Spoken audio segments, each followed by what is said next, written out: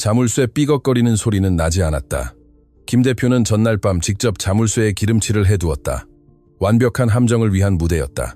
집은 폭풍 전야의 기만적인 고요함에 잠겨 있었다. 적어도 그는 그렇게 생각했다. 검은 가죽 장갑을 낀 그의 단단한 손이 현관문 손잡이를 짜증날 정도로 느리게 돌렸다. 다른 손에는 서류 가방을 들고 있었다. 일이 있어서가 아니라 변장의 일부였다. 그는 제네바 회의를 위해 30m 상공을 날고 있어야 했다. 그의 존재가 집에서 사라져 새로운 보모가 본색을 드러낼 자유로운 길을 터주었어야 했다. 김 대표는 불확실성을 혐오했다. 아내의 죽음 이후 그의 삶은 스케줄, 규칙, 그리고 의무적인 침묵의 격자무늬가 되어버렸다. 그는 6달 동안 4명의 부모를 해고했다. 한 명은 5분 늦게 왔다고, 다른 한 명은 쌍둥이에게 젖을 먹이면서 전화를 사용했다고, 또 다른 한 명은 단순히 그녀의 웃음소리가 애도 중인 집에 너무 시끄럽다고 생각했기 때문이었다. 하지만 이 하나라는 부모, 하나는 너무 젊고 너무 경험이 없었으며 그의 믿음직한 집사 박 여사에 따르면 가족의 기준에 비해 너무 천박했다. 제가 말씀드리지만 사장님 안 계실 때 저 아가씨가 이상한 짓을 해요. 박 여사가 그날 아침 김 대표가 충성심으로 해석했던 가식적인 걱정의 표정을 지으며 속삭였다. 아이들이 울지 않아요, 사장님. 그건 정상적이지 않아요. 아이들은 늘 울어요. 울지 않는 건 약을 먹였거나 겁을 줘서 그런 거예요. 그 말들은 문을 밀고 들어서는 그의 가슴을 불태웠다. 호라비의 두려움은 위험한 연료였다. 증거를 찾기도 전에 분노로 변했다. 김 대표는 안으로 들어서 서류 가방을 조심스럽게 바닥에 내려놓고 귀를 쫑긋 세웠다. 그는 울음소리를 기대했다. 하나가 소파에서 자고 있는 것을 보기를 기대했다. 텔레비전이 시끄럽게 켜져 있기를 기대했다. 그러나 그가 들은 소리는 현관에서 그를 얼어붙게 했다. 울음소리가 아니었다. 텔레비전 소리도 아니었다. 그것은 거칠고 폭발적이며 리드미컬한 소리, 웃음소리였다. 그러나 수줍은 웃음소리가 아니었다. 오히려 1년 넘게 이 집에서 들어본 적 없는 배가 아플 정도로 깊은 웃음소리였다. 그것은 그의 아이들, 지민과 지훈의 웃음소리였다. 김 대표는 아이들이 무엇 때문에 웃는지에 대한 불안감으로 속이 뒤틀렸다. 호기심과 공포가 뒤섞였다. 그는 복도를 따라 나아갔다. 그의 이탈리아산 구두 밑창이 반짝이는 나무 바닥에 거의 닿지 않았다. 타인의 기쁨 소리에 이끌려 걸어갔다. 그 기쁨은 그의 엄숙한 집에서는 개인적인 모욕처럼 느껴졌다. 거실 문턱에 다다랐을 때 그의 눈앞에 펼쳐진 광경은 너무나 터무니없고 너무나 초현실적이며 그 어떤 예의 범절에도 어긋나는 것이어서 그의 뇌가 정보를 처리하는데 몇 초가 걸렸다. 보통은 미니멀한 질서와 중성적인 색채의 사원 같았던 거실이 전위적인 연극의 무대 같았다. 그리고 그 모든 것의 중심에는 그녀, 하나가 있었다. 그녀는 앉아서 이야기를 읽어주지도 않았고 젖병을 준비하지도 않았다. 검은 머리의 젊은 여인은 바닥에 납작하게 누워 베이지색 카페트 위에 완전히 뻗어 있었다. 그러나 김 대표의 입이 믿을 수 없다는 듯 벌어지게 한 것은 그녀의 복장과 자세였다. 박 여사가 집에 품격을 더한다고 강요했던 밝은 파란색 간호사 유니폼을 입고 있었다. 그런데 그녀의 손에는 변기를 닦거나 기름진 설거지를 할 때 사용하는 노란색 고무장갑이 끼워져 있었다. 자, 내 용감한 아이들, 위로. 하나가 바닥에서 외쳤다. 너무 활짝 웃어 얼굴이 순수한 행복으로 일그러진 것 같았다. 김 대표는 망연자실하여 눈을 깜빡였다. 그의 아이들, 그의 후계자들, 겨우 1살 된 쌍둥이 지민과 지훈이 그녀 위에, 말 그대로 그녀 위에 서 있었다. 그것은 불안정하고 환희에 찬 인간탑이었다. 지민은 간호사 유니폼에 수놓인 로고를 밟고 있는 컬러풀한 운동화를 신은 채 보모의 가슴 위에 서 있었고, 지훈은 그녀의 배 위에서 균형을 잡고 있었다. 아이들은 연한 데님 멜빵 바지와 흰색 티셔츠를 입고 있었는데 아드레날린에 취한 작은 고개사들 같았다. 북풍 조심해. 하나가 외치며 부드러운 지진을 흉내내며 몸을 움직였다. 가장 작고 연약한 의사들이 운동 발달에 문제가 있다고 말했던 김 대표가 있을 때는 겨우 기어다니던 지훈이 거기 똑바로 서 있었다. 힘겨움에 다리가 떨렸지만 입을 크게 벌리고 웃으며 몇 개 없는 하얀 잇몸을 드러냈다. 아이는 통통한 손으로 하나의 어깨를 잡고 균형봉처럼 사용하며 몸을 지탱했고, 형 지민은 에베레스트를 정복이라도 한 듯 팔을 하늘로 치켜들었다. 커다란 창문으로 자연광이 쏟아져 들어왔고 움직임으로 인해 떠오른 부유하는 먼지를 비추고 있었다. 완벽한 혼돈의 이미지였다. 하나는 아이들의 발목을 노란색 고무장갑을 낀 손으로 잡고 다리는 뻗어 긴장시킨 채 그 인간 카드성의 단단한 기초 역할을 하고 있었다. 외부인이 보기에는 순수한 사랑과 본능적인 유대의 사진이었을 것이다. 그러나 남편을 잃은 슬픔과 통제에 대한 집착으로 걸러진 김 대표에게는 그것은 일탈이었다. 그는 장갑에서 세균을 보았고 높이에서 위험을 보았으며 바닥에서 무례함을 보았고 가정부가 자신의 아이들을 서커스 구경거리로 만들고 있다고 보았다. 피가 머리로 솟구쳤다. 사업가, 냉철한 전략가는 사라졌다. 겁에 질린 아버지와 모욕당한 고용주만이 남았다. 이게 대체 무슨 짓이야? 그는 처음에 속삭였다. 목소리를 높일 수가 없었다. 그 순간 하나가 비행기 소리를 내자 아이들은 새로운 웃음의 물결에 터져 나왔다. 잊힌 서류 가방과 분노로 핏발, 선 눈으로 문가에서 그들을 지켜보는 어둡고 뻣뻣한 인물에게는 아랑곳하지 않고 김 대표는 그 행복이 자신의 슬픔에 대한 모욕이라고 느꼈다. 어떻게 감히 그녀가 그들을 이렇게 웃게 할 수 있을까? 정작 그의 아버지인 자신은 미소조차 끌어낼 수 없었는데 말이다. 김 대표의 목소리에 마법이 깨졌다. 그것은 비명이 아니었다. 건조하고 권위적이며 도끼가 가득한 마른 천둥 소리였다. 하나, 그 효과는 즉각적이고 파괴적이었다. 셋을 균형 잡고 있던 물리적 조화는 전적으로 집중력과 침착함에 달려 있었다. 자신의 이름이 울리는 소리를 듣자 하나는 무의식적으로 깜짝 놀라 경련을 일으켰다. 그녀의 몸은 바닥에 바짝 붙었다. 주변의 긴장감에 레이더처럼 민감한 쌍둥이는 즉시 웃음을 멈췄다. 그들의 얼굴은 순식간에 환희에서 공포로 변했다. 보모의 배 위에 있던 지훈은 문 쪽으로 고개를 급히 돌리다가 지지점을 잃었다. 그의 작은 다리가 삐끗했다. 아기는 위험하게 오른쪽으로, 단단한 나무 바닥 쪽으로 기울어졌다. 조심해. 김 대표가 한 발 앞으로 나섰지만 제때 닿기에는 너무 멀리 있었다. 그러나 하나는 닿을 필요가 없었다. 그녀는 이미 거기에 있었다. 그녀의 반사신경은 산만한 직원의 것이 아니라 암사자의 것이었다. 김 대표가 외침을 끝내기도 전에 하나는 이미 발목을 놓았고 그 우스꽝스러운 노란색 장갑을 낀 그녀의 손은 용수철처럼 튀어올랐다. 오른손으로 지훈을 공중에서 잡아채 그의 머리가 바닥에 닿기 전에 자신의 가슴에 안았고 왼팔로는 지민의 허리를 감싸 보호하듯 자신에게 끌어당겼다. 하나의 유연한 동작으로 그녀는 등을 대고 굴러 바닥에 앉았고 두 아이를 가슴에 꼭 안은 채 헐떡였다. 이제 안전해졌지만 갑자기 방을 덮친 공포에 전염된 쌍둥이는 동시에 날카로운 공포의 울음소리를 터뜨렸다. 그 소리는 김 대표의 귀를 찢을 듯했다. 김 대표는 잔뜩 일그러진 얼굴로 성큼성큼 거실을 가로질렀다. 제 아이들에게서 손 떼세요. 그는 그들에게 다가가 거칠게 하나의 팔에서 지민을 잡아챘다. 당장 놓으세요. 하나는 텅 빈 손으로 바닥에 앉아 떨고 있었다. 고개를 들어 위를 바라보았다. 노란색 장갑의 뒷면으로 머리카락을 얼굴에서 쓸어 올렸다. 그녀의 크고 어두운 눈은 놀라움과 혼란으로 가득했다. 김 대표님, 당신은 분명... 그녀가 숨을 고르며 더듬거렸다. 난 출장 중이었어야지. 그가 말을 잘랐다. 그의 목소리는 높은 벽에 울려 퍼졌다. 그리고 신께서 제가 돌아왔음을 감사드립니다. 대체 무슨 미친 짓이에요 이게? 김 대표는 지민을 안고 있었지만 아이는 그의 품에서 몸부림치며 하나에게 작은 손을 뻗어 나나 하고 외치고 있었다. 아들의 거부는 김 대표에게 육체적인 따귀와 같았다. 그는 아이를 어설프게 소파에 내려놓고 힘겹게 일어서기 시작하는 하나에게로 몸을 돌렸다. 일어서지 마. 그가 손가락으로 그녀를 가리키며 쏘아붙였다. 당신이 있어야 할 곳, 바닥에 그대로 있어. 무슨 일이 일어날 수 있었는지 알아.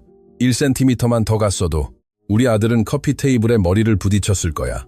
사장님, 제가 다 통제하고 있었어요. 하나가 목소리가 갈라졌지만 이상한 위험을 유지하며 설명하려 했다. 절대 넘어뜨리지 않았어요. 저희는 운동 연습을 하고 있었어요. 김 대표는 쓴 웃음을 흘리며 비웃었다. 그걸 운동이라고 불러? 봤어. 당신은 동물처럼 바닥에 누워서 그 더러운 변기 닦는 장갑을 끼고 내 아이들이 당신을 낡은 가구처럼 밟게 하고 있었잖아. 장갑은 새 것이에요, 사장님. 색깔 때문에 놀 때만 써요. 아이들이 노란색을 좋아하거든요. 시야를 집중하는 데 도움이 돼요. 그녀가 재빨리 대답하며 이성에 호소하려 했다. 당신의 싸구려, 어린이집 변명은 관심 없어요. 김 대표는 머리를 쓸어 넘겼다. 몇 년 만에 처음으로 흐트러진 모습이었다. 아이들이 그녀 위에서 웃고 자신에게는 울던 이미지가 그의 속을 파고들고 있었다. 나는 당신에게 다른 곳에서는 10년 동안 벌지 못할 월급을 주고 있어. 나는 당신에게 아이들을 돌보고 교육하고 예절과 안전을 가르치라고 돈을 주는 거지. 내 거실에서 서커스 쇼를 벌이라고 주는 게 아니야. 김 대표는 마치 그 끔찍한 행위의 증인을 찾는 것처럼 주위를 둘러봤다. 당신 자신을 봐. 한심해. 당신 나이의 여자가 바닥을 뒹굴다니. 지금 누가 들어오면 뭐라고 생각하겠어. 내 아내가, 그녀가 만약 아이들을 맡긴 여자가 아이들을 장난감처럼 다루는 것을 본다면 뭐라고 생각하겠어.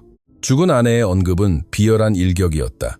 하나는 고개를 숙이고 아픔의 울음을 참으려 아랫입술을 깨물었다. 그녀는 대답해서는 안 된다는 것을 알고 있었다. 일자리가 필요했다. 아픈 어머니가 그 월급에 의지하고 있었다. 그러나 바닥에서 그녀에게 기어와 유니폼을 입은 다리에 매달리는 지훈의 울음소리가 그녀에게 알 수 없는 힘을 주었다. 사장님, 하나가 말했다. 그녀의 어조는 더 이상 변명이 아니라 모성적인 간청이었다. 지훈이는 웃고 있었어요. 지민이도 웃고 있었고요. 몇 달 동안 그렇게 웃어본 적이 없었어요. 그는 그 웃음소리를 듣지 못했다. 히스테리는 행복이 아니야, 하나. 김 대표가 진실을 보지 못한 채 소리쳤다. 무질서는 기쁨이 아니야. 당신은 자유를 방종과 혼동했어. 어리석은 장난 때문에 내 아이들의 신체적 안전을 위험에 빠뜨렸다고. 무책임한 여자야. 김 대표는 하나에게서 지훈을 떼어내기 위해 몸을 숙였다. 아기는 필사적으로 유니폼의 푸른 천을 붙잡고 울음을 터뜨리며 보모의 무릎에 얼굴을 묻었다. 김 대표는 자신의 아들이 그 직원의 옷에서 손가락을 떼어내기 위해 힘을 써야 했다. 이리 와! 김 대표가 지훈을 들어 올리며 으르렁거렸다. 아이는 발버둥치며 아버지의 가슴을 작은 주먹으로 때렸고 500만 원짜리 양복과의 접촉을 거부하며 고무장갑을 낀 여인의 팔을 찾았다. 그것은 마지막 한 방울이었다. 김 대표는 질투의 아픔에 시야가 흐려지는 것을 느꼈다. 내 눈앞에서 사라져. 김 대표가 아이를 품에 안고 으르렁거렸다. 방으로 가서 네 잡동사니를 챙겨. 그리고 내가 뭘 할지 결정할 때까지 기다려. 그 우스꽝스러운 장갑 벗어. 이 집은 진지한 사람들이 사는 곳이야. 광대가 아니야. 하나는 천천히 일어서서 침착하게 노란색 장갑을 벗어 빨갛고 거칠어진 손을 드러냈다. 그녀는 아이들을 마지막으로 한 번 바라봤다. 지민은 소파에서 커다랗고 촉촉한 눈으로 그녀를 바라보고 있었다. 지훈은 여전히 아버지 품에서 울고 있었다. 그저 아이들이 넘어지는 것을 두려워하지 않게 하고 싶었어요. 사장님, 그녀는 김 대표가 거의 들을 수 없을 정도로 작게 속삭였다. 오늘 당신들이 잃은 것은 존경뿐이야. 그가 등을 돌리며 대답했다. 나가. 하나는 서비스 문 쪽으로 걸어갔고 발걸음마다 패배감을 느꼈다. 그녀의 뒤에서 쌍둥이의 울음소리는 점점 커져 집을 더 이상 기쁨이 아니라 가슴 저미는 외침으로 가득 채웠다. 김 대표는 완벽한 거실 한가운데 혼자 남겨졌다. 자신을 원하지 않는 두 아이와 재처럼 쓴 승리를 안고서 복도 끝에서 박 여사의 그림자가 그 장면을 지켜봤고 그녀의 늙은 얼굴에는 비뚤어지고 잔혹한 미소가 번졌다. 계획은 완벽하게 성공한 것 같았다. 적어도 그렇게 보였다. 김 대표가 그토록 숭배했던 침묵은 살해되었고 그 자리를 날카롭고 부조화한 울음소리의 혼돈이 저택을 지배했다. 지민과 지훈은 사탕을 원하는 응석바지 아이들처럼 울지 않았다. 깊은 상실감에 고통스러워하며 울었다. 김 대표는 베이지색 가죽 소파, 가장자리에 뻣뻣한 자세로 앉아 몸집에 비해 놀라운 힘으로 뒤로 몸을 젖히며 하나가 사라진 복도를 향해 소리 지르는 지훈을 어설프게 안으려 애썼다. 소파 반대편에서는 지민이 주먹을 꽉 쥐고 얼굴은 울음과 콧물로 붉게 물든 채 쿠션을 때리며 아버지의 어떤 위로도 거부했다.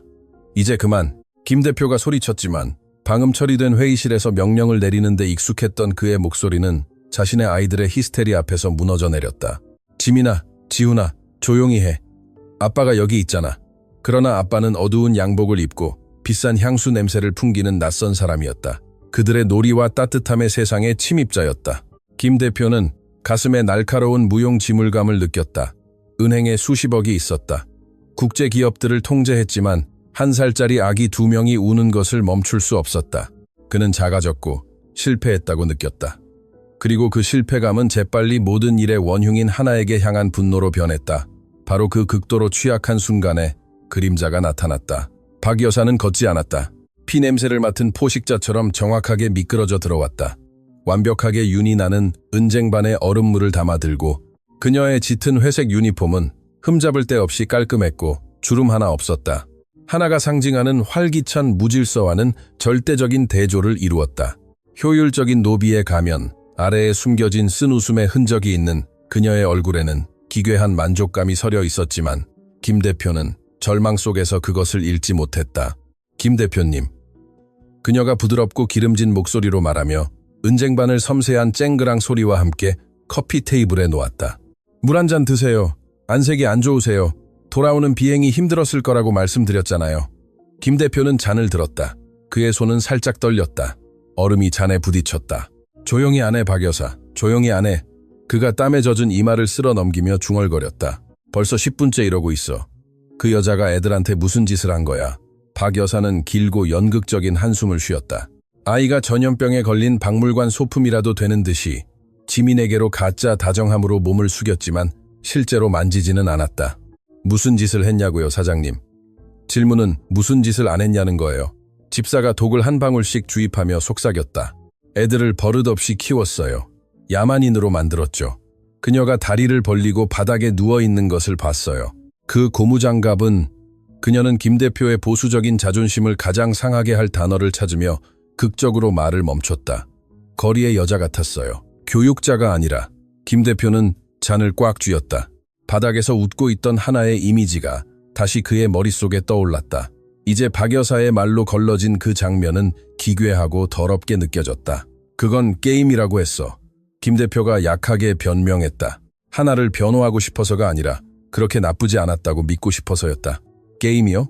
박 여사는 건조하게 킥 웃으며 연민 어린 진지함으로 그를 똑바로 쳐다봤다.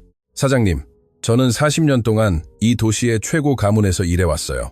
저는 전문 보모들을 봤죠. 그들은 책을 읽어주고 외국어를 가르치고 아이들을 깨끗하고 단정하게 유지해요. 이 아가씨, 이 하나는 진흙탕에서 왔어요, 사장님. 그리고 진흙탕만이 그녀가 제공할 수 있는 전부죠. 지민이 나무 장난감을 던져 박 여사의 정강이를 때렸다. 여자는 눈도 깜빡이지 않았지만 얼음처럼 차가운 눈빛으로 아기를 쏘아본 후 다시 김 대표를 다정하게 바라봤다. 보세요. 공격적이고 통제불능이잖아요. 그게 그녀가 가르치는 거예요. 불복종. 그녀는 사장님이 통제력을 잃는 것을 즐겨요. 그게 그녀가 힘을 느끼는 방식이죠. 이 가난한 어린 여자애들은 늘 잘 사는 사람들을 질투해요. 그녀는 엄마가 되고 싶어해요. 편히 잠드신 사모님의 자리를 차지하고 싶어하죠. 그의 죽은 아내에 대한 언급은 마지막 방아쇠였다. 김 대표는 소파에서 벌떡 일어나 지훈을 소파에 내려놓았다. 아내의 부재의 고통은 결코 아물지 않은 상처였다. 그리고 아무나가 그 신성한 자리를 침범하려 한다는 생각은 그를 분노로 눈멀게 했다. 그녀는 결코 내 아내 같지 않을 거야. 김 대표가 턱을 굳게 다물고 으르렁거렸다. 물론이죠, 사장님. 사모님은 천사 같고 품이 있는 분이셨어요. 이 여자는 염소와 싸구려 땀 냄새가 나요. 박 여사가 주장했다. 한 발 더 다가서서 공모하는 듯한 속삭임으로 목소리를 낮췄다. 하지만 아이들은 순진해서 혼란스러워해요. 사장님이 그녀가 하루 더 여기 있게 내버려 두면 아이들은 아버지가 누구인지 잊을 거고 그들의 성씨를 잊을 거예요. 오늘 보신 그 모습, 서커스단처럼 될 거라고요. 김 대표는 아이들을 바라봤다. 그들은 얼굴이 붉고 땀에 젖었으며 셔츠는 바지 밖으로 나와 있었다. 위로할 수 없이 울고 있었다. 제국의 후계자들 같지 않았고 부서진 아이들 같았다. 그리고 고통과 조작으로 비뚤어진 그의 논리 속에서 김 대표는 잘못이 자신의 부재나 차가움 때문이 아니라 부모의 지나친 따뜻함 때문이라고 결정했다. 맞아, 박 여사. 김 대표가 다시 똑바로 서서 마음을 굳게 다지며 말했다. 이 일은 오늘로 끝이야. 내 집이 빈민가처럼 되는 것을 허락하지 않겠어. 박 여사는 승리의 미소를 감추며 앞치마를 다듬었다. 그게 최선입니다, 사장님. 아이들을 위해서요. 감염이 퍼지기 전에 잘라내야 합니다. 보안팀 불러서 내보낼까요? 아니, 김 대표가 넥타이 매듭을 매만지며 단호하게 말했다. 내가 직접 할 거야. 내 가족을 가지고 노는 게 아니라는 걸 그녀가 깨달을 때 그녀의 얼굴을 보고 싶어. 김 대표가 서비스 구역 쪽으로 군대처럼 성큼성큼 걸어가는 동안 박 여사는 쌍둥이와 단둘이 남았다. 그녀는 아이들을 경멸스럽게 바라보며 주머니에서 손수건을 꺼내 지민의 장난감이 부딪힌 곳을 닦았다. 울고 싶은 만큼 울어라, 꼬마들. 그녀는 계속 비명을 지르는 아기들에게 속삭였다. 파티는 끝났어. 하인방은 부엌 뒤편의 좁은 복도 끝에 있었다. 사치와 노동을 가르는 건축학적 경계였다. 하나는 작은 1인용 침대 옆에 서 있었다. 그녀는 올 것이라는 두려움 때문에 짐을 많이 풀지 않았다. 낡은 캔버스 가방은 지퍼가 달아 침대 위에 열려 있었다. 노란색 장갑을 벗은 그녀의 손은 일상복을 접으면서 떨리고 있었다. 해고 때문에 울지 않았다. 전에 까다로운 고용주들 때문에 해고된 적이 있었다. 그녀는 집 벽을 뚫고 그녀를 부르는 지민과 지훈의 외침을 들을 수 있었기 때문에 울었다. 나나, 한마디 한마디가 그녀의 가슴을 찌르는 칼날 같았다. 그녀는 지훈이 낮잠 전에 다리 마사지를 해야 근육통이 없다는 것을 알았다. 지민은 회색 코끼리 노래를 불러줘야 잠이 든다는 것을 알았다. 그리고 그녀는 김 대표가 모든 재산에도 불구하고 그 어떤 것도 모른다는 것을 알았다. 문이 노크 없이 열렸다. 그것은 노크가 아니라 침범이었다.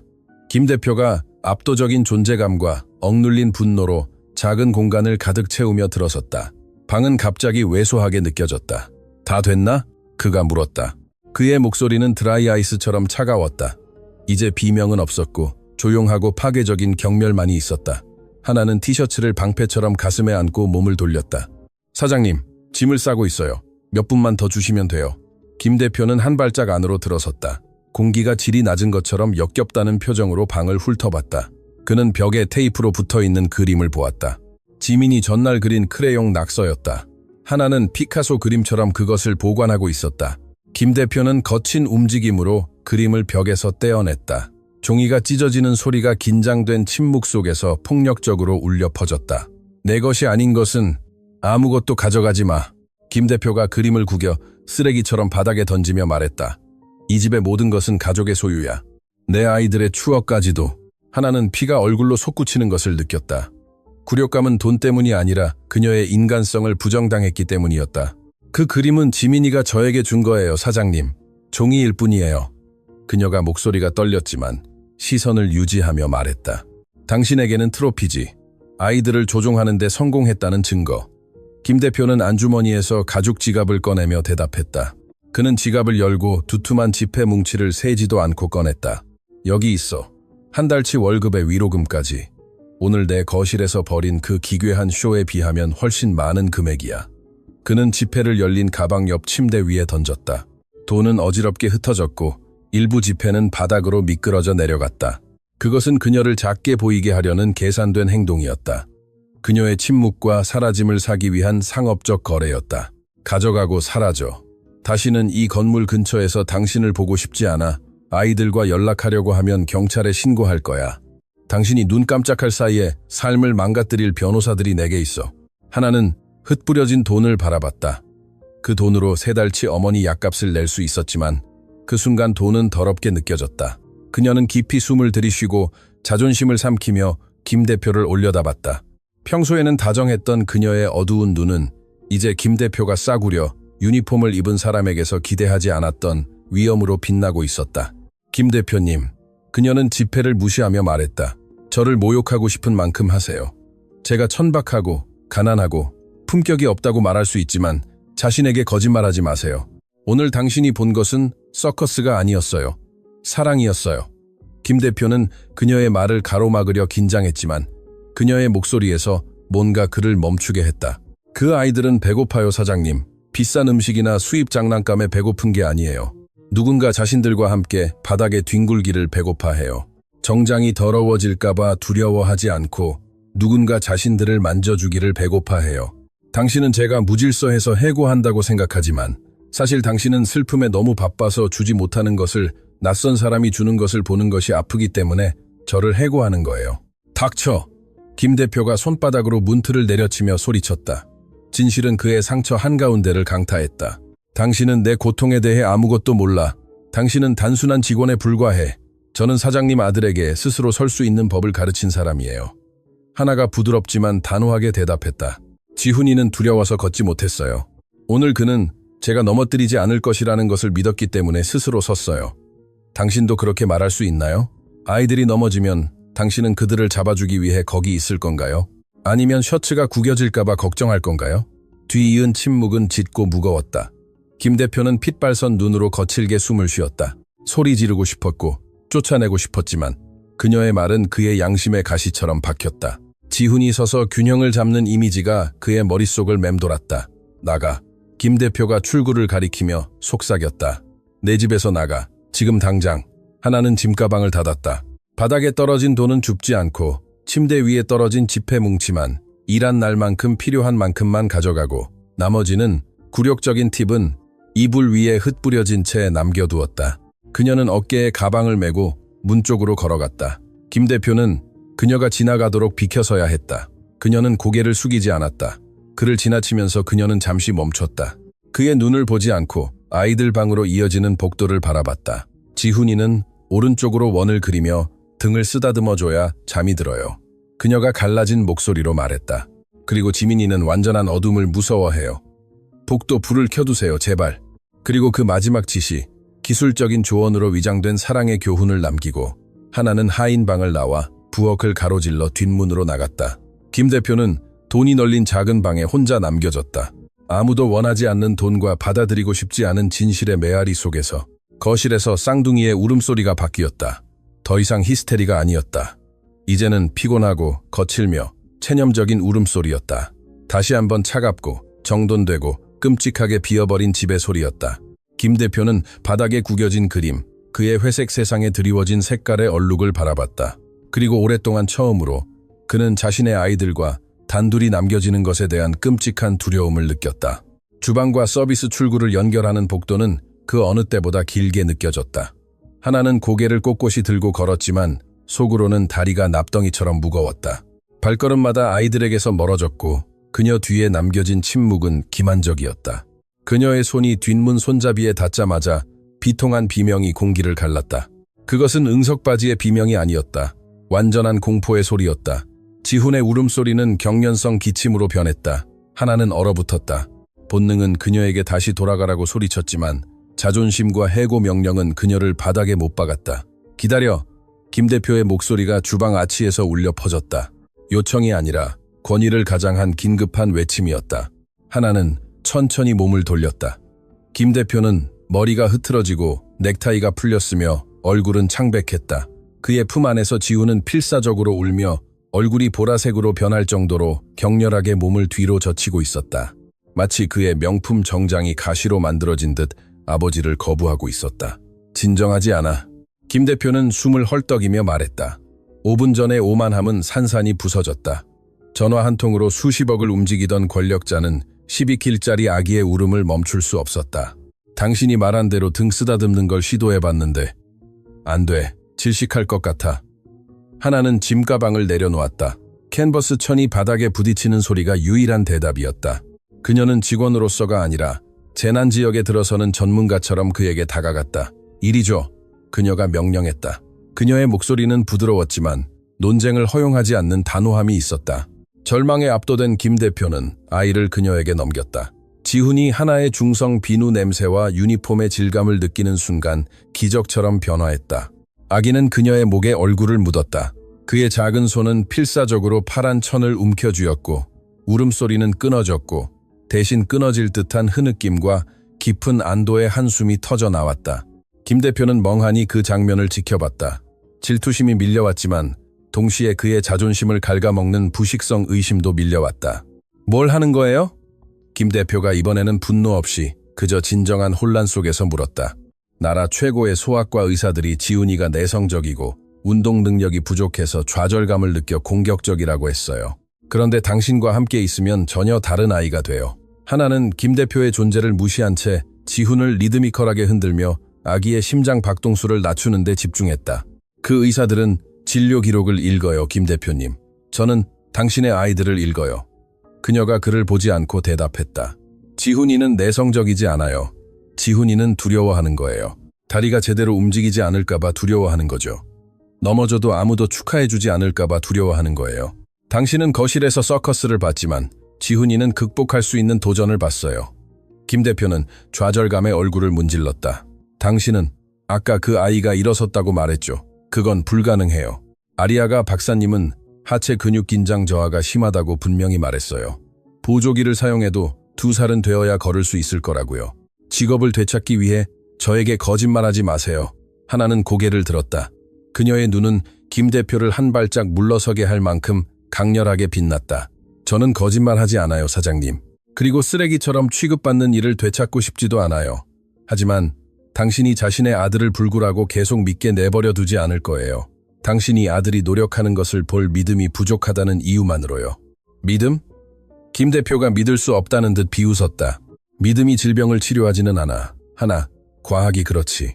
그리고 과학은 내 아들이 혼자 설 수 없다고 말해. 그럼 과학이 틀렸겠죠. 하나가 단호하게 말했다. 아니면 과학이 작동하려면 사랑이 필요하거나요. 당신은 제가 바닥에서 놀고 있었다고 생각했나요? 당신이 본 것, 그 인간 탑, 그 등척성 운동은요? 제 배 위에서 일어섬으로써 지훈이는 제가 숨쉬고 움직이기 때문에 매 순간 균형을 잡아야 해요. 그의 뇌는 차가운 치료 기계로는 얻을 수 없는 방식으로 근육과 연결되도록 강요받는 거죠. 김 대표는 정보를 처리하며 침묵했다. 말이 되었다. 논리적이었다. 하지만 너무 단순하고 너무 겸손해서 믿기에는 너무 좋았다. 증명해봐. 김 대표가 거친 속삭임으로 도전했다. 당신 말이 사실이라면 지금 여기서 증명해봐. 하나는 이미 진정되어 눈을 감고 어깨에 기대어 쉬고 있는 지훈을 바라봤다. 그리고 김 대표를 바라봤다. 위험하다는 것을 알고 있었다. 아이는 피곤하고 스트레스를 받고 있었다. 만약 실패한다면 김 대표는 그녀를 해고하고 평생 모욕할 완벽한 변명을 얻게 될 것이다. 그러나 만약 그녀가 하지 않는다면 지훈은 종이 한 장의 진단으로 저주받은 할 수 없다는 삶으로 돌아갈 것이다. 거실로 가요. 하나가 김 대표 옆을 지나 집 안으로 걸어 돌아가며 말했다. 그리고 사장님, 만약 이게 성공하면 박수치지 마세요. 소리 지르지도 마세요. 그저 보세요. 거실은 그들이 떠났을 때와 똑같았다.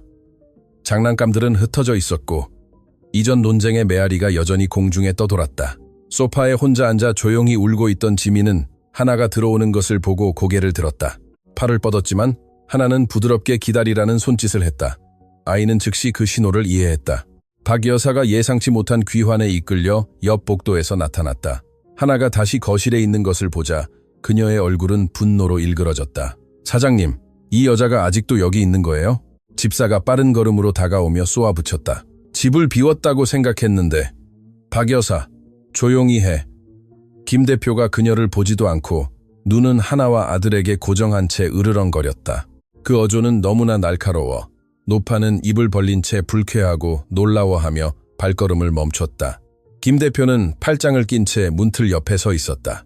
그의 방어적인 자세는 그의 공포를 숨기고 있었다. 그는 믿고 싶었지만 다시 실망할까봐 두려웠다. 하나는 베이지색 카페트 중앙으로 걸어갔다. 천천히 무릎을 꿇고 지훈의 눈높이에 맞췄다. 무한한 섬세함으로 아이를 가슴에서 떼어내 카페트 위에 세웠다. 그녀의 크고 따뜻한 손은 작은 아이의 허리를 잡았다. 지훈이는 비틀거렸다. 데님 멜빵 바지를 입은 그의 작은 다리는 눈에 띄게 떨렸다. 그는 본능적으로 하나의 옷을 잡으려 했고 약간 칭얼거렸다. 당신이 잡고 있잖아. 김 대표가 회의적인 목소리로 문가에서 비난했다. 놓으면 넘어져. 늘 그랬어. 쉿. 하나가 아이의 눈에서 시선을 떼지 않고 조용히 말했다. 지훈아, 나 봐. 나를 봐. 내 사랑. 너는 강해. 너는 거인이야. 하나는 아이의 허리에서 손을 떼었지만 몸에서 몇 밀리미터 떨어진 곳에 손을 두어 그를 잡을 준비를 하며 보이지 않는 안전의 힘장을 만들었다. 지훈은 바람에 흔들리는 나뭇잎처럼 서 있었다. 그의 무릎은 안쪽으로 굽었다. 넘어질 거야. 박 여사가 도끼 어린 목소리로 속삭였다. 잔인한 짓이야. 닥치라고 했잖아. 김 대표가 목구멍까지 심장이 뛰는 소리를 내며 소리쳤다. 지훈은 텅 빈 공간에 놀라 주위를 둘러봤다. 그의 눈은 아버지를 찾았지만 김 대표는 멀고 흐릿한 조각상이었다. 그리고 다시 하나에게로 돌아왔다. 그녀는 거기 모든 것이 괜찮을 것이라고 약속하는 그 빛나는 미소로 웃고 있었다. 그녀는 그를 연민으로 보지 않았고 자부심으로 바라봤다. 하나는 천천히 한 걸음, 두 걸음 무릎으로 뒤로 기어가며 아이에게서 멀어졌다. 와, 지훈아. 그녀가 팔을 벌리고 속삭였다. 나나한테 와, 안아줄게. 거리는 겨우 1미터였지만 근육 긴장 저하 아기에게는 심연이었다. 지훈은 좌절감에 칭얼거렸다. 발을 보고 하나를 보고 그리고 일이 일어났다. 지훈은 작은 주먹을 옆구리에 꽉 쥐었다. 그의 얼굴은 절대적인 집중으로 찡그려졌다. 그는 깊이 숨을 들이쉬어 작은 가슴을 부풀렸고 오른발을 들어 올렸다. 우아한 움직임이 아니었다. 어설프고 무거웠으며 방에 쥐죽은 듯한 침묵 속에서 울려 퍼지는 나무 바닥에 발이 쿵 하고 떨어지는 소리였다. 김 대표는 숨을 멈췄다. 그의 손톱은 양복천을 뚫고 자신의 팔을 파고들었다. 왼발이 뒤따랐다. 한 걸음. 지훈은 위험하게 앞으로 기울었다. 김 대표는 그를 잡으러 달려가려 했지만 하나는 고개를 들고 그를 노려보았고 그 노려봄은 그를 그 자리에 멈추게 했다. 믿어요. 그녀의 눈이 말했다. 아이는 팔을 흔들며 균형을 되찾았다. 또 한 걸음, 그리고 또 한 걸음. 세상에, 김 대표의 입에서 무의식적인 기도처럼 속삭임이 새어나왔다. 그것은 아픈 아이의 발을 끄는 걸음이 아니었다. 목표를 가진 아이의 단호한 걸음이었다. 지훈은 두려움과 흥분이 뒤섞인 신경질적인 킥킥거림을 터뜨리며 마지막 두 걸음을 앞으로 돌진하여 하나의 벌어진 팔에 안겼다. 잘했어. 하나가 소리쳤다. 그를 껴안고 카페트 위를 구르며 얼굴에 키스를 퍼부었다. 네가 해냈어. 넌 챔피언이야. 소파에 있던 지민은 박수를 치고 웃기 시작했다. 형의 승리에 전염된 것이었다. 그 장면은 부인할 수 없는 증거였다. 어떤 의사도, 어떤 장비도, 어떤 수백만 원짜리 치료도 그 여인이 인내, 바닥, 그리고 사랑으로 이룬 것을 이루지 못했다. 김 대표는 발밑에 땅이 꺼지는 것을 느꼈다. 최고를 위해 돈을 지불하고 즉각적인 결과를 요구하는 그의 모든 신념 체계가 무너져 내렸다. 그는 천박한 가정부의 품에서 웃고 있는 아들을 바라봤고 그리고 자신의 텅 빈 손을 바라봤다. 그는 가슴에 날카로운 고통과 함께 자신이 아들을 알지 못했다는 것을 깨달았다. 아들이 걸을 수 있다는 것을 몰랐고 용감할 수 있다는 것을 몰랐다. 그는 방법을 판단하는데 너무 바빠 기적을 놓쳤다. 박 여사는 이야기가 자신의 손을 벗어나는 것을 보고 마지막 카드를 꺼내기로 결정했다. 가장 더러운 카드였다. 글쎄요, 노파는 경멸스럽게 말하며 마법 같은 순간을 깨뜨렸다. 걷는 건 한 가지지만 품위는 다른 문제예요. 사장님, 이 묘기에 현혹되지 마세요. 제가 말씀드린 것을 기억하세요. 사모님의 금고에 무엇이 없는지 기억하세요. 놀라움의 눈물을 아직 머금고 있던 김 대표는 박 여사에게 몸을 돌렸다. 금고 언급은 차가운 물 한 양동이를 뒤집어 쓴 것과 같았다. 기적의 감정은 뿌려진 의심과 격렬하게 충돌했다. 무슨 소리 하는 거야? 김 대표가 거친 목소리로 물었다. 그녀 앞에서 말하고 싶지 않았어요, 사장님. 박 여사가 뼈만 남은 손가락으로 하나를 가리키며 거짓말했다. 하지만 사장님이 출장가 있는 동안 돌아가신 사모님의 다이아몬드 브로치가 없어진 것을 알았어요. 사장님이 그렇게 애지중지하던 것이요. 그리고 우연히도 이 여자가 사장님 서재를 청소하러 들어온 유일한 사람이었어요. 하나는 지훈을 여전히 품에 안고 천천히 일어섰다. 그녀의 얼굴은 창백해졌다. 저는 그 금고에 손댄 적 없어요. 그녀가 단호하지만 비난 때문에 떨리는 목소리로 말했다. 절대요. 김 대표는 하나를, 그녀의 품에 안긴 아들을, 그리고 마지막으로 박 여사를 바라봤다. 의심이 그의 마음에 다시 자리 잡았다. 독하고 빠르게. 육체적인 기적은 부인할 수 없었지만 도덕적인 기적은, 어쩌면 그 여자는 아이들에게는 천사였지만 그의 재산에는 악마일 수도 있었다. 박 여사, 김 대표가 다시 얼굴을 굳히며 말했다. 확실한 거야? 여기 서 있는 것처럼 확실합니다, 사장님. 그녀의 가방을 확인하세요. 그 낡은 가방을 확인하세요. 두려워할 것이 없다면 우리가 보는 것을 개의치 않을 거겠죠. 함정은 설치되었고 사실과 증거를 중시하는 김 대표는 하나가 거실 입구에 놓아둔 캔버스 가방으로 걸어갔다. 방의 긴장감은 환희에서 경찰 수색의 공포로 순식간에 바뀌었다. 김 대표의 손이 낡은 캔버스 가방의 끈을 움켜쥐었다. 거실의 공기는 숨쉬기 어려울 정도로 팽팽했고 피부에 소름을 돋게 하는 정전기로 가득했다. 아직 하나의 품에 안긴 지훈은 보모의 몸에서 느껴지는 긴장감을 감지하고 웃음을 멈췄다. 소파에 있던 지민은 아버지가 자신들을 아끼는 여인의 유일한 사유재산을 침범하는 것을 커다랗고 겁에 질린 눈으로 지켜보며 손가락을 입에 가져갔다. 하나는 그를 막기 위해 움직이지 않았고 소리 지르지도 않았고 항의하지도 않았다. 그저 지훈을 가슴에 조금 더 강하게 안고 주름진 유니폼과 다른 신발과 극명한 대조를 이루는 위엄으로 턱을 치켜들었다. 그게 제 정직함을 믿는 데 필요한 것이라면 하세요. 하나가 말했다. 그녀의 무릎은 떨렸지만 목소리는 떨리지 않았다. 하지만 직접 하세요. 그녀가 제 물건을 만지게 하지 마세요. 김 대표는 박 여사를 바라봤다. 그녀는 승냥이 같은 미소를 지으며 초라한 옷가지 사이에서 다이아몬드의 빛이 번쩍일 것을 예상하고 있었다. 그리고는 김 대표는 뺑 움직여 가방의 내용물을 유리 커피 테이블 위에 쏟아부었다. 화병 바로 옆이었다. 그 화병은 그 직원의 평생보다 더 비쌌다. 물건들이 떨어졌지만 보석의 묵직한 소리는 나지 않았다. 다른 빛이 떨어졌다. 뒤꿈치가 기워진 흰 양말 2켤레가 떨어졌다. 일반 약국의 가격표가 아직 붙어있는 고혈압 약 상자가 떨어졌다. 그리고 손수 코팅한 작은 사진 한 장이 떨어졌다. 그 외에는 아무것도 없었다.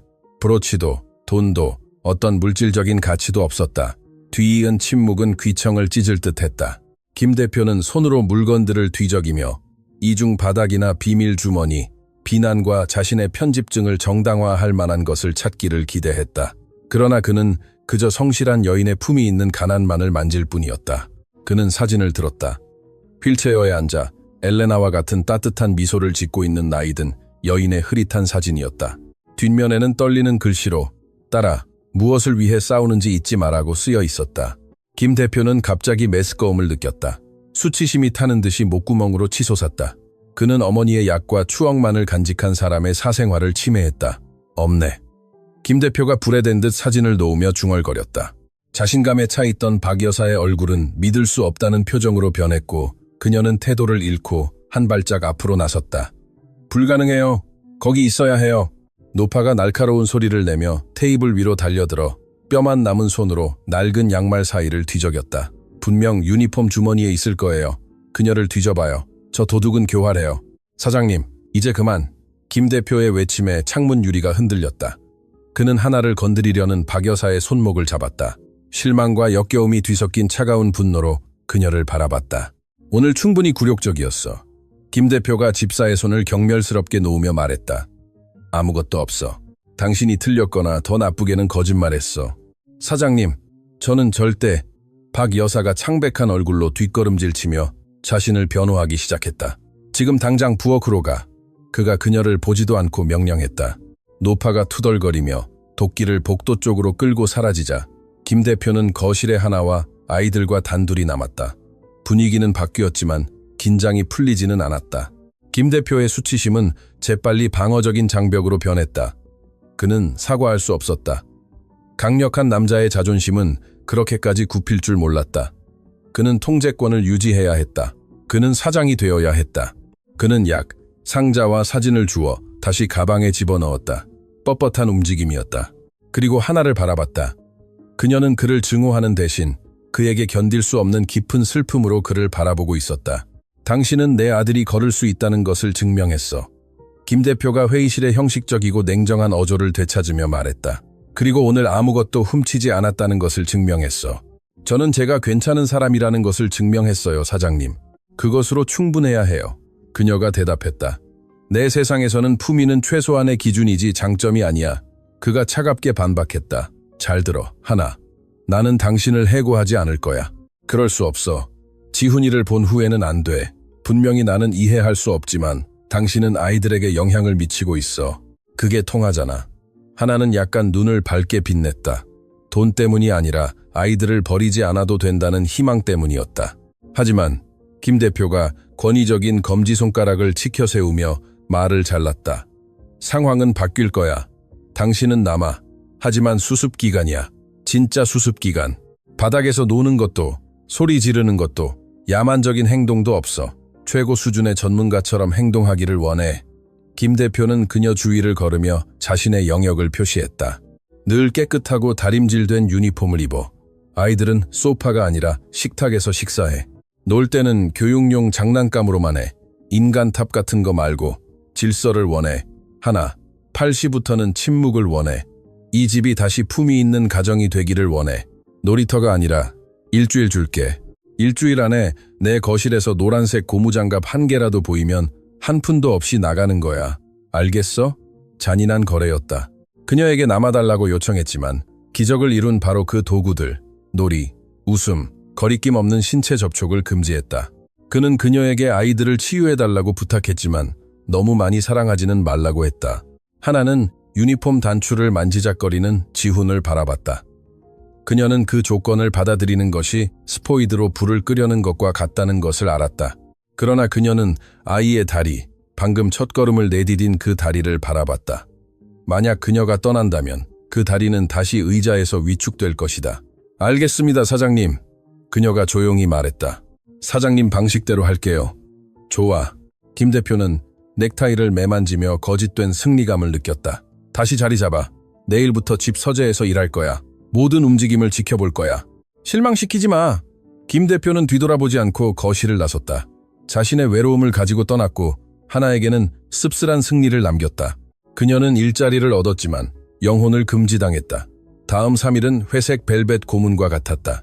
전에 갑작스러운 웃음소리가 간간히 들리던 집은 숨 막히는 올바름의 장막 아래로 떨어졌다. 김 대표는 자신의 말을 지켰다. 제네바에서의 남은 일정을 취소하고 1층에 있는 어두운 나무 패널 서재에 틀어박혔다. 문은 아래에서 무슨 일이 일어나는지 들을 수 있을 만큼만 열어두었다. 그는 컴퓨터 앞에 앉아 재무제표와 계약서를 검토하는 척했지만 그의 감각은 완전히 복도와 거실에 집중되어 있었다. 그는 자신의 성에 갇힌 스파이였다. 그는 자신이 옳다는 것을, 질서가 평화를 가져오고 구조가 행복을 가져온다는 것을 스스로에게 증명하고 싶었지만 그가 듣는 것은 그를 천천히 죽이고 있었다. 그는 하나의 발소리를 들었다. 리드미컬하고 부드러웠다. 이제는 절제된 그녀의 목소리가 지민아, 똑바로 앉아. 지훈아, 음식 던지지 마. 사장님이 화내. 와 같은 말을 하는 것을 들었다. 그는 침묵을 들었다. 무겁고 짙은 침묵. 가끔 쌍둥이의 짧은 울음소리로만 깨지는 침묵. 지루함과 좌절감의 울음소리였다. 하나는 쉿. 괜찮아, 괜찮아 하며 재빨리 달랬다. 웃음소리도, 뛰어다니는 소리도, 삶도 없었다. 셋째 날, 호기심이 자존심을 이겼다. 김 대표는 인체공학적인 가죽 의자에서 일어나 발뒤꿈치를 들고 문 쪽으로 걸어갔다. 그는 안쪽 발코니로 이어지는 복도를 엿봤다. 거기서는 들키지 않고 아래 거실을 볼 수 있었다. 그가 본 장면은 그의 고정관념을 깨뜨렸다. 아이들은 카페트 위에 앉아 있었고 비싼 수입 나무 장난감과 중성색 빌딩 블록에 둘러싸여 있었다. 그들은 깨끗하고 흠잡을 데 없이 단정했고 머리카락은 옆 가르마로 빗겨 있었다. 하나는 의자에 앉아 손을 무릎 위에 모은 채 그들을 지켜보고 있었다. 그가 명령한 대로 전문가처럼. 그것은 잡지 사진 같았다. 완벽하고 차갑고 죽어 있었다. 지민은 빨간 블록을 들고 무관심하게 바라보다가 떨어뜨렸다. 지훈은 엎드려 엄지손가락을 빨고 있었고 시선은 허공을 응시했다. 일어나려 하지 않았고 걸으려 하지 않았다. 왜? 바닥에는 그를 기다리는 팔 벌린 사람이 없었다. 김 대표는 가슴에 날카로운 고통을 느꼈다. 그가 원했던 것이 이것인가? 마네킹 같은 아이들? 박 여사가 그토록 옹호했던 품위가 이것인가? 갑자기 하나가 벽시계를 쳐다봤다.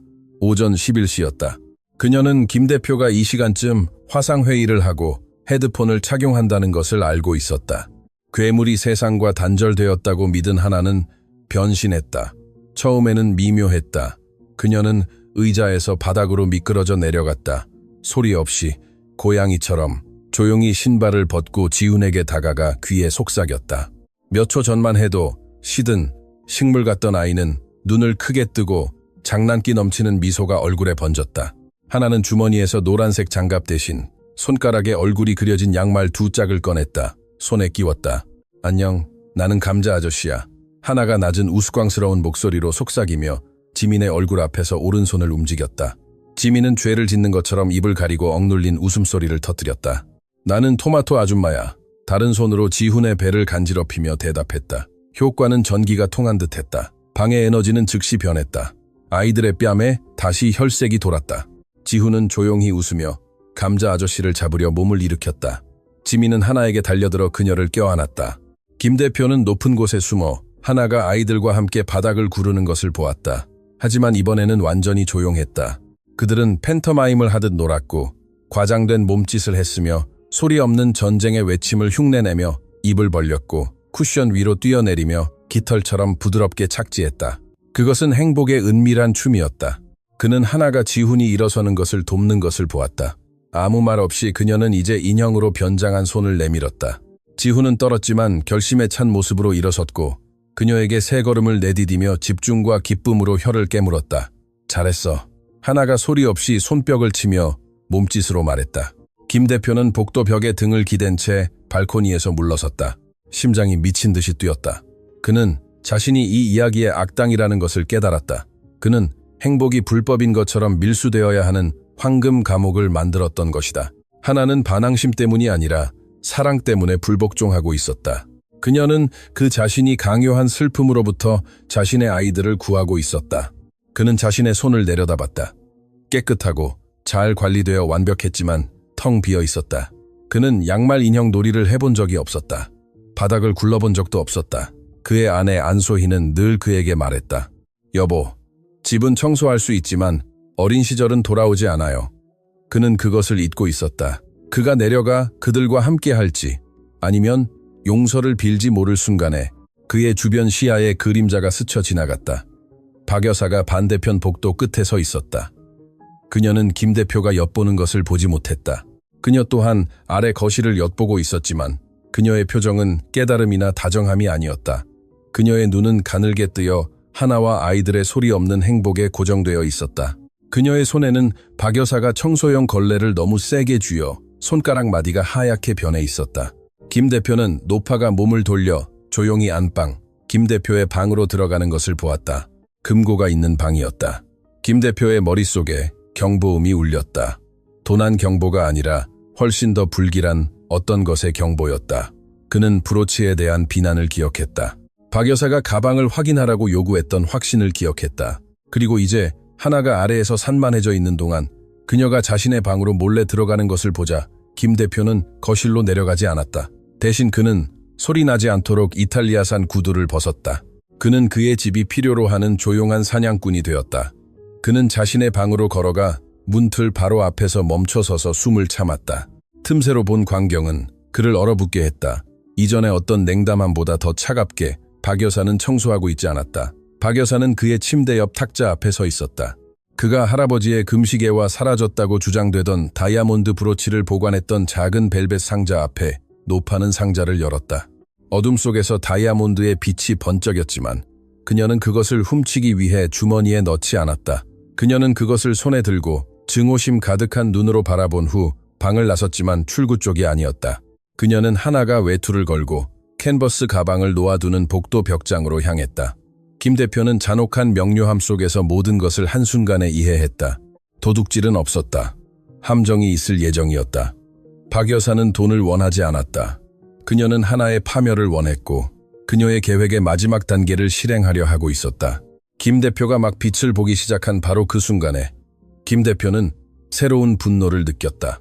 이전에 모욕당한 아버지의 뜨겁고 반응적인 분노가 아니었다. 그것은 냉정하고 계산적이며 치명적인 사업가의 분노였다. 오른팔에게 배신당했음을 발견한 자의 분노. 그는 복도의 그림자 속으로 물러서서 박 여사가 브로치를 손에 든 채 하나의 가방 쪽으로 향하는 것을 내버려 두었다. 해봐. 김 대표가 노파의 등을 응시하며 속삭였다. 내 무덤을 네가 파는 거야, 박 여사. 오늘 이 집의 폭정은 끝날 거야. 그러나 행동하기 전에 그는 최종 증거가 필요했다. 변명이나 오해가 없도록, 40년 된 직원의 악어의 눈물이 없도록 범죄가 완성되어야 했다. 김 대표는 서재로 돌아가 내부 보안 카메라 모니터를 켰다. 박 여사는 그가 결코 보지 않을 것이라고 생각했던 카메라였다. 그리고 녹화 버튼을 눌렀다. 집의 영혼을 위한 전쟁이 시작되었고 김 대표는 처음으로 자신이 어느 편에서 싸워야 하는지 알았다. 모니터 화면에서는 거의 들리지 않는 전기음이 윙윙거렸지만 김 대표에게는 경보 사이렌처럼 들렸다. 이제 임시 감시실로 변모한 그의 서재의 어둠 속에서 그는 서비스 복도 카메라가 전송하는 거칠고 흑백 영상을 지켜보고 있었다. 마호가니 책상 위에 놓인 그의 손은 너클이 하얗게 될 정도로 꽉 쥐어져 있었다. 모니터 속 박 여사는 차를 나르는 친절한 노파가 아니었다. 그녀는 은밀한 그림자였다.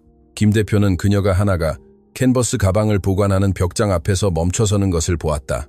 여자는 죄책감의 본능적인 행동으로 복도의 양쪽을 살폈다. 목격자가 없는지 확인하는 것이었다. 그녀는 자신의 고용주의 디지털 눈이 위층에서 자신을 해부하고 있다는 것을 몰랐다. 박 여사는 주머니에서 브로치를 꺼냈다. 화면을 통해 다이아몬드의 반짝임은 희미한 흰색 점에 불과했지만 김 대표는 그 형태를 알아보았다. 그것은 그가 아내 안소희에게 마지막 기념일 선물로 주었던 나비 브로치였다. 순수하고 비극적인 사랑의 상징인 그 보석이 그의 집사의 도끼, 어린 손에 들려있는 것을 보자 그는 육체적인 혐오감에 구역질이 났다. 빠르고 초조한 움직임으로 박 여사는 하나의 가방 지퍼를 열었다. 그녀는 손을 깊숙이 넣어 보모의 초라한 옷가지 사이에서 안전한 은신처를 찾았다. 김 대표는 숨을 죽였다. 병적인 매혹과 화산 같은 분노가 뒤섞인 감정을 느끼며 그는 실시간으로 범죄를 목격하고 있었다. 그는 무고한 사람의 삶을 파괴하기 위한 거짓말이 만들어지는 것을 보고 있었다. 박 여사는 손을 빼내고 가방을 닫고 천을 매만져 조작의 흔적을 지웠다. 그리고는 회색 머리를 쓸어 넘기고 평소에 사용하던 경건한 엄격함의 가면을 쓰고 거실로 걸어갔다. 김 대표는 의자 등받이에 몸을 기대어 숨을 내쉬었다. 그가 참았던 숨이었다. 녹화는 계속되고 있었다. 그는 증거를 가지고 있었다. 연기 나는 총을 가지고 있었다. 그러나 그가 느낀 것은 안도감이 아니라 부식성 죄책감이었다. 얼마나 여러 번 이런 일이 전에 일어났을까. 그는 3개월 전에 간호사를 기억했다. 은시계를 잃어버렸던 그 간호사를. 그는 젊은 여직원이 고의로 명나라 화병을 깨뜨렸다고 해서 해고당했던 것을 기억했다. 박 여사는 늘 증인이자 발견자였고 가족 재산의 구원자였다. 내가 눈이 멀었어. 김 대표가 얼굴을 감싸며 중얼거렸다. 내가 독사가 내 둥지를 돌보게 했어. 아래 거실에서는 분위기가 은밀한 평화를 유지하고 있었다. 다가올 폭풍을 알지 못하는 하나는 쌍둥이와 계속 놀고 있었다. 김 대표는 그들의 미소를 상상할 수 있었고 그를 갈라놓은 벽과 바닥을 통해서도 그들이 발산하는 따뜻함을 느낄 수 있었다. 하나는 사랑과 낡은 양말로 그의 아이들을 치유하고 있었고 위층에서는 증오의 기계가 그녀를 짓밟기 위해 시동을 걸고 있었다. 김 대표는 일어섰다. 뛰어내려가 비명을 지르지는 않을 것이다. 그것은 박 여사에게 너무 쉬울 것이다. 그녀는 부인하고 무언가를 찾고 있었다고 말할 것이다. 변명을 꾸며낼 것이다. 아니, 김 대표는 배신이 완전하기를 원했다. 박 여사가 스스로를 드러내고 말을 하고 손가락으로 비난하기를 원했다. 그녀가 처벌받지 않을 것이라고 느낄 때 인간의 악이 어디까지 갈 수 있는지 보고 싶었다. 그는 재킷 단추를 잠그고 넥타이를 매만지고 그의 사업가 레퍼토리 중에서 가장 차갑고 헤아릴 수 없는 표정을 지었다. 그는 무대 아래로 내려갈 예정이었지만 이번에는 박 여사의 꼭두각시가 되지 않을 것이다. 그는 판사이자 배심원, 그리고 신의 뜻이라면 자신의 집을 도구로 물들인 여인의 도덕적 처형자가 될 것이다. 한편 거실에서 박 여사가 들어섰다. 소리내지 않았다. 처음에는 문턱에 서서 하나가 지훈이 3개의 나무 블록을 쌓는 것을 돕는 것을 지켜봤다. 그 장면의 행복은 노파에게 견딜 수 없었다. 그 굶주린 여자가 어머니의 자리를 차지하고 상속인들의 미소를 받는 것을 보는 것은 그녀의 40년 엄격한 봉사에 대한 개인적인 모욕이었다. 할 수 있을 때 실컷 즐겨라, 아가씨. 박 여사가 브로치가 있었던 앞치마의 텅 빈 주머니를 만지작거리며 혼잣말처럼 속삭였다. 겨울이 왔어. 박 여사는 숨을 깊이 들이마셨다. 조화를 깨뜨릴 연극적인 비명을 지르기 위해 폐를 공기로 가득 채웠다. 행동할 때였다. 박 여사의 비명은 인간의 것이 아니었다. 그것은 공기를 가르고 피를 얼어붙게 하도록 고안된 상처 입은 갈매기의 날카로운 비명이었다. 사장님, 김 대표님, 거실에 미친 영향은 즉각적이었다. 지훈이 방금 힘들게 쌓았던 블록탑은 아이가 격렬하게 놀라자 무너져 내렸다. 바닥에서 웃고 있던 지민은 그 날카로운 소리에 겁에 질려 즉시 울음을 터뜨렸다. 하나는 보호하는 데 익숙한 반사신경으로 앞으로 달려가 두 아이를 팔로 감싸 안고 눈을 휘둥그레 뜨고 문 쪽을 바라봤다. 불이 났거나 무장한 침입자를 기대했지만 그녀는 박 여사만 보았다. 집사는 거실 한가운데에 서서 머리에 손을 얹고 아카데미상을 받을 만한 신경쇠약 연기를 하고 있었다. 정말 말도 안 돼. 끝이야. 노파는 신에게 자비를 구하는 것처럼 천장을 바라보며 소리쳤다. 더 이상 침묵할 수 없어. 내 양심이 허락하지 않아. 김 대표가 계단 꼭대기에 나타났다. 그는 돌 같은 얼굴로 짜증날 정도로 느리게 계단을 내려왔다. 뛰지 않았다. 무슨 일이냐고 묻지 않았다. 그는 그저 정전기로 가득 찬 폭풍 구름처럼 내려왔다. 이 소라는 대체 무슨 뜻이야, 박 여사? 김 대표가 마지막 계단에 다다르자 물었다. 그의 목소리는 낮고 통제되어 있었지만 박 여사는 사악한 환희 속에서 감지하지 못한 위험한 날이 서 있었다. 사장님, 박 여사가 그에게 달려가 애원하는 듯이 손을 모았다. 참아보려 했어요. 이 사람에게 기회를 주려 했지만 한계가 있어요. 사모님의 피가 정의를 외치고 있어요. 하나는 천천히 일어섰다. 지민은 그녀의 오른쪽 다리를 붙잡고 있었고 지훈은 그녀의 품에 안겨 있었다. 두려움에 목구멍이 막혔다. 그녀는 아무 잘못도 하지 않았다는 것을 알았다. 그러나 부자들의 세상에서는 가난한 사람들의 진실이 뭔지보다도 못하다는 것도 알고 있었다. 무슨 말씀이세요? 하나가 목소리가 떨렸지만 위험 있게 물었다. 네가 무슨 말 하는지 알잖아, 위선자. 박 여사가 그녀에게 몸을 돌리며 증오로 핏발선 눈으로 쏘아붙였다. 사장님, 저는 이상한 점들을 발견했어요. 동전, 식기류 같은 작은 것들이 사라졌지만 오늘은 너무 멀리 나갔어요. 매주 금요일처럼 사장님 침대 옆 탁자를 청소하러 갔는데 그 파란 벨벳 상자가 열려 있었어요. 김 대표는 눈도 깜빡이지 않고 박 여사를 똑바로 쳐다봤다. 나비 브로치 말이야. 박 여사가 가슴에 손을 얹고 소리쳤다. 안소희 사모님의 브로치가 없어졌어요. 그리고 사장님이 일하는 동안 위층을 돌아다닌 유일한 사람은 이 여자뿐이에요. 깨끗한 수건을 찾으러 간다는 핑계로 올라가는 것을 봤어요. 그것은 조잡한 거짓말이었다. 하나는 하루 종일 위층에 올라가지 않았다. 그녀는 특별한 명령 없이는 2층에 발을 들이는 것이 금지되어 있었다. 그러나 비난은 공중에 떠돌았고 무겁고 독성이 강했다. 저는 올라가지 않았어요, 사장님. 하나가 재빨리 말하며 김 대표의 눈을 똑바로 쳐다봤다. 이 거실에서 나가지 않았어요. 사장님은 위층에 계셨잖아요. 제가 올라가지 않은 것을 아시잖아요. 김 대표는 하나에게 대답하지 않았다. 그는 침묵을 지켰다. 공포가 커지게 내버려 두고 박 여사가 자신만만하게 말하게 내버려 두었다. 거짓말하는 거예요. 박 여사가 주장했다. 쥐새끼들 같죠, 사장님? 그림자 속에서 움직이지만 이번에는 잡았어요. 그녀가 집 밖으로 가지고 나갈 시간은 없었을 거예요. 분명 그녀의 물건 속에 있을 거예요. 퇴근하자마자 가져가려고 준비했을 겁니다. 사모님의 기억을 위해 당장 그녀의 가방을 확인해야 합니다. 쌍둥이는 주변의 적대적인 분위기를 느끼고 울음을 터뜨렸다.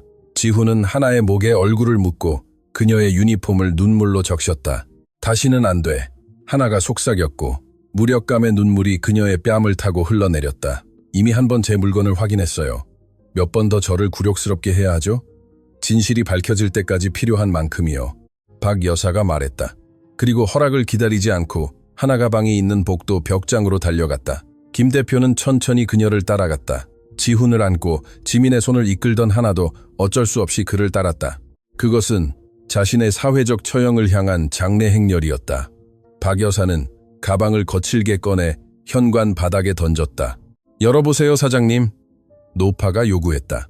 열어보고 사장님 집에 어떤 사람이 들어왔는지 직접 확인하세요. 김 대표는 가방을 바라봤다. 그리고 하나를 바라봤다. 젊은 보모는 창백했고 머리부터 발끝까지 떨고 있었다. 사장님, 제 어머니 목숨을 걸고 맹세해요. 저는 아무것도 없어요. 하나가 애원했다. 그녀의 목소리가 끊어졌다. 저는 아이들만 돌보고 싶어요. 보석은 필요 없어요. 필요하지 않아요. 도둑들은 다 그렇게 말하죠. 박 여사가 단호하게 말했다. 김 대표는 몸을 숙였다. 그의 완벽하게 관리된 손이 낡은 캔버스 천에 닿았다. 그는 천천히 지퍼를 열었다. 지퍼가 침묵을 가르는 소리는 견딜 수 없었다. 박 여사는 승리의 빛을 기다리며 상어 같은 미소를 지으며 몸을 앞으로 기울였다. 김 대표는 손을 넣어 옷을 헤치고 차가운 금속과 단단한 돌에 손가락을 감았다. 그는 천천히 그것을 꺼냈다. 나비 브로치가 현관 램프 불빛 아래에서 빛났다. 다이아몬드는 그 모든 도덕적 오물 속에서 아이러니한 순수함으로 반짝였다. 아하, 박 여사가 검처럼 손가락을 가리키며 승리감에 외쳤다. 여기 있었어. 내가 이럴 줄 알았지. 도둑년, 비열한 년, 죽은 사람 것을 훔치다니. 하나는 경악에 질려 숨을 헐떡였다. 그녀는 잠시 아이들을 놓치고 손으로 입을 가렸다. 벽에 부딪힐 때까지 뒷걸음질 쳤다. 아니야. 하나가 공포에 질린 눈으로 고개를 저으며 중얼거렸다. 그건 제 것이 아니에요. 제가 넣지 않았어요. 누가? 박 여사가 비웃었다. 누가? 유령인가? 아기들인가? 너지? 현장에서 딱 걸렸어. 노파는 김 대표를 향해 몸을 돌렸다. 분노의 폭발을 기대하며 그가 여자를 쫓아내고 경찰을 부르라고 명령하기를 기대하며 사장님, 경찰에 연락하세요. 박 여사가 촉구했다. 수갑 채워서 데려가세요. 가족을 가지고 노는 게 아니라는 걸 가르쳐야 합니다. 김 대표는 브로치를 높이 들고 일어섰다. 그는 빛에 비춰 그것을 돌려봤다. 그리고 하나를 바라봤다. 그는 그녀의 얼굴에서 절대적인 공포를 보았다. 증거가 조작되었을 때 진실이 중요하지 않다는 것을 아는 사람의 황폐함을 보았다. 그는 자신의 발밑에서 울고 있는 아이들을 보았다.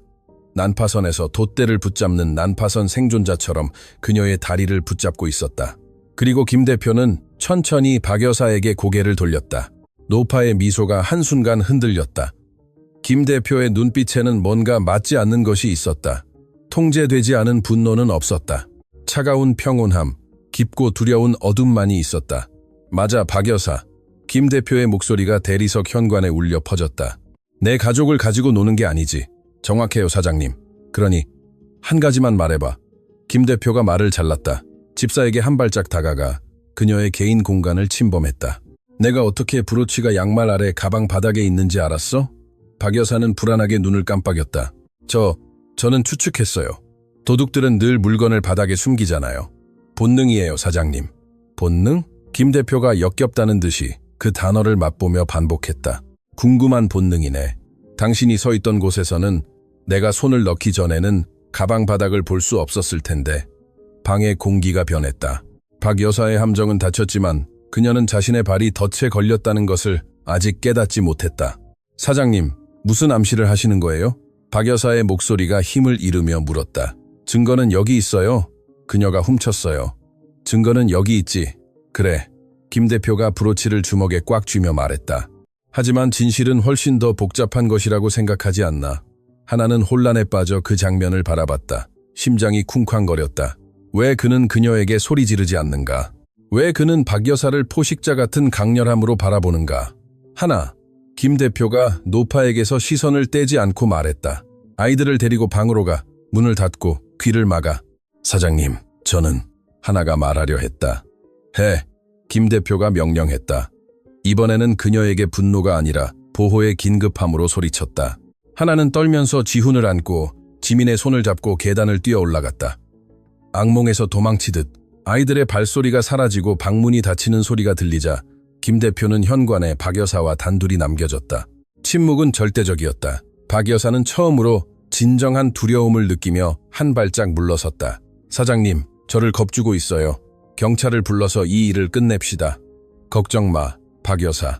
김 대표가 자유로운 손으로 주머니에서 휴대폰을 꺼내며 말했다. 이 일을 끝낼 거야.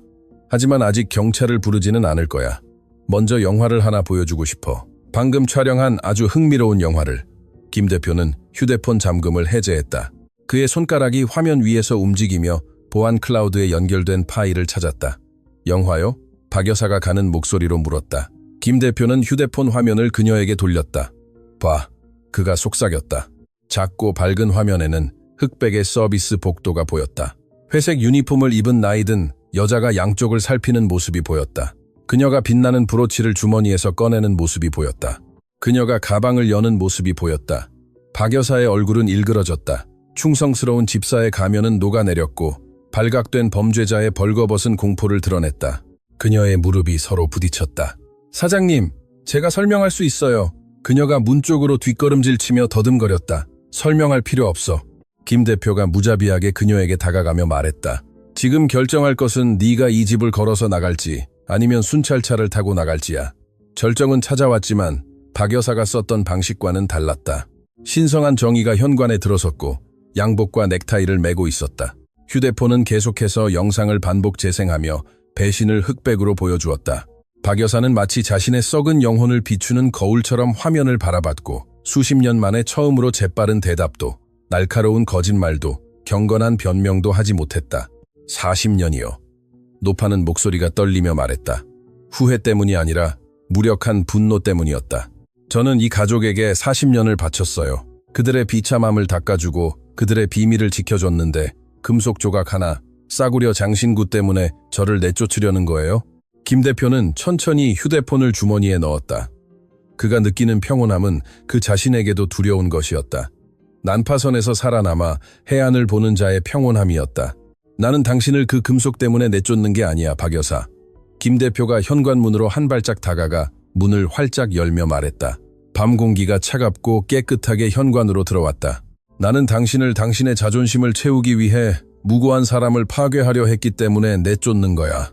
내 애도를 독재로 만들었기 때문에 내쫓는 거고 내 집을 보호하려 하면서 감옥으로 만들었기 때문에 내쫓는 거야. 박 여사는 똑바로 섰다. 넘어지더라도 무릎 꿇고 쓰러지지 않을 것이다. 그녀의 얼굴은 굳어졌다. 옛 고용주들에게서 베낀 귀족적인 경멸의 가면을 되찾았다. 저는 가문의 명예를 위해 제가 할 일을 할 뿐이에요. 그녀가 분노에 찬 손으로 앞치마를 다듬으며 쏘아붙였다. 그 아무것도 아닌 여자는 이 아이들을 망칠 거예요. 약하고 물렁하게 만들겠죠. 그녀처럼요. 사장님은 이겼다고 생각하시겠지만 혼돈만 남을 거예요. 아이들이 자라서 사회생활을 못하면 저를 기억하게 될 거예요. 나는 네가 품이 있는 것보다 행복한 게 더 좋아. 김 대표가 어둠이 깔린 거리를 가리키며 대답했다. 나가. 10분 안에 네 물건 다 가지고 나가. 11분 후에 아직도 여기 있으면 경비대에 전화해서 비디오를 보여줄 거야. 그리고 믿어. 판사들은 보석 도둑을 좋아하지 않아. 아무리 나이가 많다고 해도. 박 여사는 경멸스럽게 코웃음을 쳤다.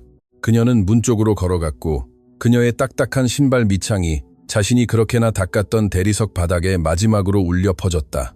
문턱에 다다르자 그녀는 멈춰서서 몸을 돌렸다. 그녀의 눈은 두 개의 쓴맛. 나는 웅덩이였다. 안소희 사모님이라면 절대 이런 일을 허락하지 않았을 거예요. 그녀는 마지막 독을 묻힌 화살을 던졌다. 김 대표는 그 일격을 느꼈지만 이번에는 피를 흘리지 않았다. 안소희 사모님이라면. 김 대표가 단호한 목소리로 말했다. 자신의 아이들을 울게 만드는 사람은 누구든 해고했을 거야. 안녕, 박 여사. 노파는 뒤돌아보지 않고 밤속으로 사라졌다. 김 대표는 문을 닫았다. 자물쇠가 찰칵 닫히는 소리가 집 전체에 울려 퍼졌다. 결정적인 소리였다. 뒤이은 침묵은 이전의 억압적인 침묵이 아니었다. 그것은 공허하고 깨끗하게 치워진 공간의 침묵이었다. 그림자는 사라졌지만 위기는 끝나지 않았다. 위층에서는 이미 피해가 발생했다. 김 대표는 계단을 올라갔다. 그의 다리는 납덩이처럼 무거웠다. 계단 하나하나가 비난이었다. 그가 그렇게 되도록 허락했다. 그는 방조범이었다. 2층 복도에 다다랐다. 아이들 방문은 닫혀 있었다. 안에서는 히스테리적인 울음소리가 아니라 훨씬 더 가슴 저미는 부드럽고 떨리는 중얼거림이 들려왔다. 김 대표는 문에 귀를 대었다. 자장자장 아기야. 엄마는 밭에 갔단다. 하나가 노래하고 있었다.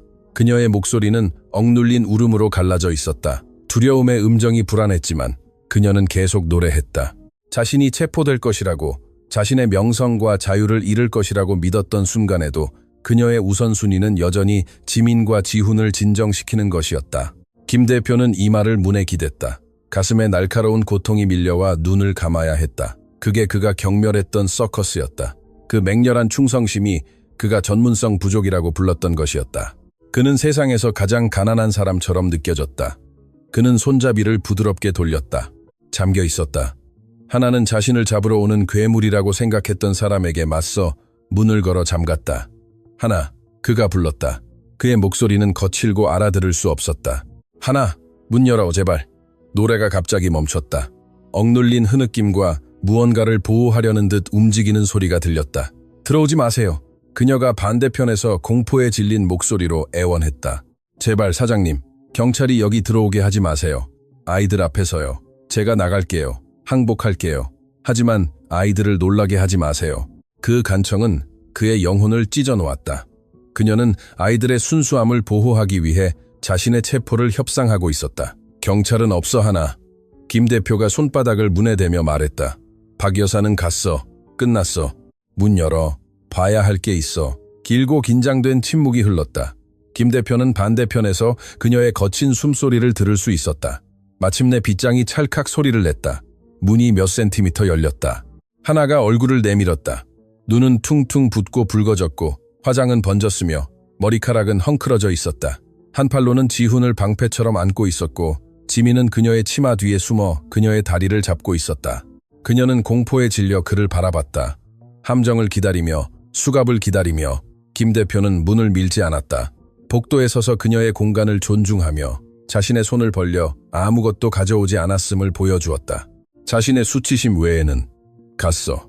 그가 반복했다. 내가 해고했어. 하나는 혼란에 빠져 눈을 깜빡이며 아기를 더 세게 안았다.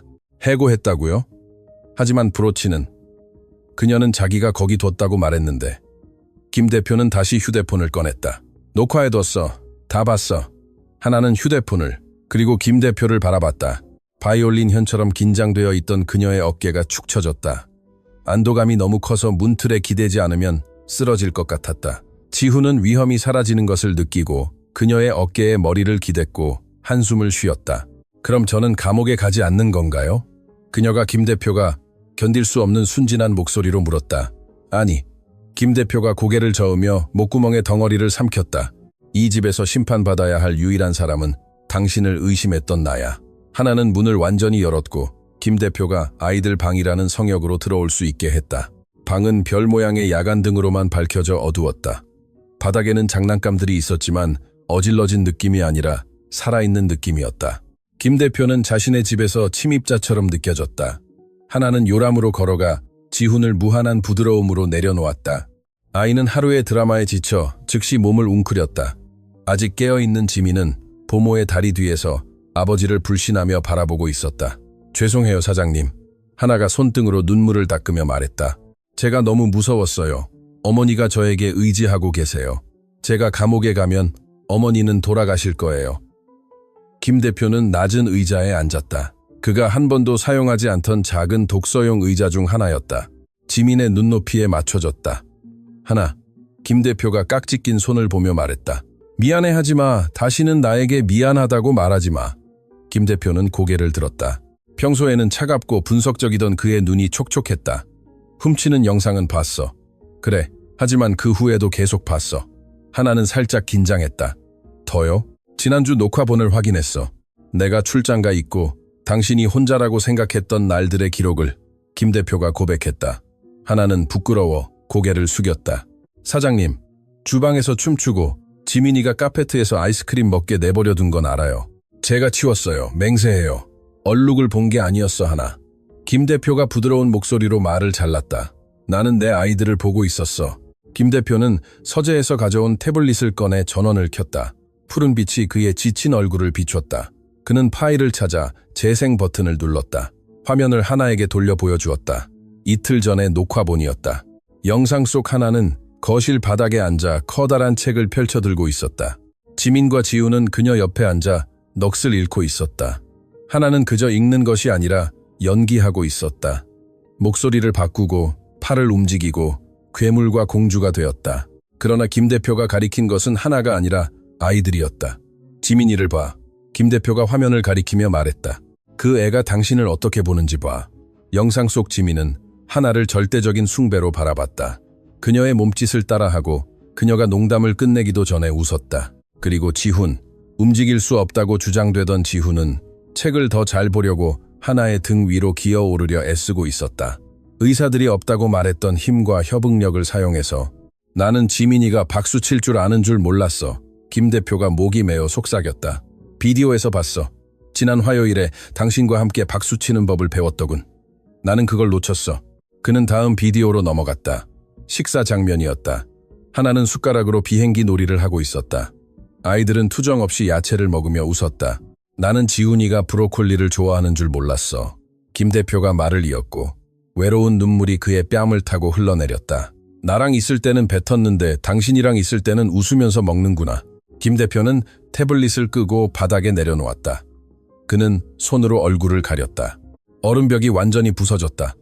백만장자, 철의 남자가 울기 시작했다. 어깨를 들썩이는 조용하고 깊은 울음이었다. 나는 그들에게 모든 것을 준다고 생각했어. 김 대표가 흐느꼈다. 최고의 집, 최고의 옷, 최고의 의사들. 그런데 당신은 고무장갑과 낡은 양말을 들고 와서 내가 주지 못했던 유일한 것, 삶을 주었어. 하나는 얼어붙었다. 그렇게 강력한 남자가 이렇게 무너지는 것을 본 적이 없었다. 아이들을 돌보게 했던 본능이 아버지에게로 향했다. 그녀는 천천히 망설이며 그에게 다가갔다. 사장님은 그들을 사랑해요. 그녀가 부드럽게 말했다. 그것이 중요해요. 사랑은 지훈이가 걷는 법을 배운 것처럼 배우는 거예요. 그저 바닥에 뒹구는 것을 두려워하지 않는 용기가 필요할 뿐이죠. 김 대표는 붉고 젖은 얼굴을 들었다. 아버지가 우는 것을 보고 호기심에 다가온 지민을 바라봤다. 아이는 어린 시절의 순수한 공감으로 작은 손을 뻗어 김 대표의 무릎을 만졌다. 아빠, 아파. 지민이 말했다. 그것은 심장에 총을 맞은 것과 같았다. 그래, 지민아. 아빠 여기 안에 너무 아파. 김 대표가 가슴을 만지며 말했다. 생각할 틈도 없이 김 대표는 아내의 장례식 이후 처음으로 하는 행동을 했다. 그는 의자에서 미끄러져 내려와 아들, 그리고 부모와 같은 눈높이로 카페트 바닥에 앉았다. 500만 원짜리 양복 바지가 구겨지는 것은 중요하지 않았다. 품위도 중요하지 않았다. 그는 지민에게 팔을 벌렸다. 아이는 망설이며 하나를 쳐다봤다. 하나는 따뜻한 미소로 허락한다는 듯 고개를 끄덕였다. 지민은 아버지에게로 걸어가 품에 안겼다. 김 대표는 아들의 머리카락에 얼굴을 묻고 아기 샴푸 냄새와 순수함의 냄새를 맡았다. 하나, 김 대표가 아이를 놓지 않고 바닥에서 말했다.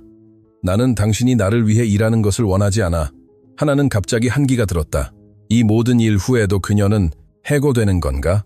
사장님, 저는 당신의 직원이 되기를 원하지 않아. 김 대표가 고개를 들며 정정했다. 그의 눈에는 더 이상 장벽이 없었다. 나는 당신이 이 가족의 일원이 되기를 원해.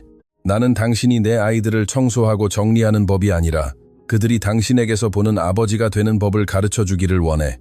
김 대표는 그녀에게 손을 내밀었다. 낭만적인 제스처가 아니라 깊은 존경, 동등함의 제스처, 피로 맺은 맹약이었다. 남아줘. 제발. 월급 때문이 아니야. 월급은 2배로 올려줄게. 원하는 건 뭐든지 줄게. 남아줘. 내가 노는 법을 가르쳐줘. 하나는 김 대표의 손을 바라봤다. 그에게 안겨있는 지민을 바라봤고 요람에서 자고 있는 지훈을 바라봤다. 싸움이 끝났다는 것을 이해했다. 저택의 차가움이 사라지고 있었다. 하나는 미소 지었다. 이번에는 두려움 없는 평온한 미소였다. 남아있을게요, 사장님. 그녀가 김 대표의 손을 잡으며 말했다. 하지만 조건이 있어요. 뭐든지. 그가 재빨리 말했다. 내일 당신은 양말 인형을 끼는 거예요. 저는 관객이 될 거고요. 김 대표는 웃었다. 오랜만에 낡았지만 진정한 웃음이었다. 침묵에 익숙했던 그 방에서는 이상하게 들렸다. 거래 성립. 그가 말했다.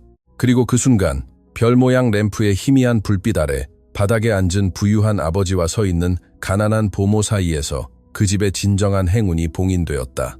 금고에 있지 않았다. 카페트에 있었다. 다음날 아침은 저택에서 평소와 달랐다.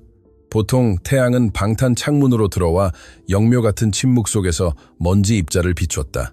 그러나 오늘은 태양이 모든 것을 비추는 허락을 받은 듯했다.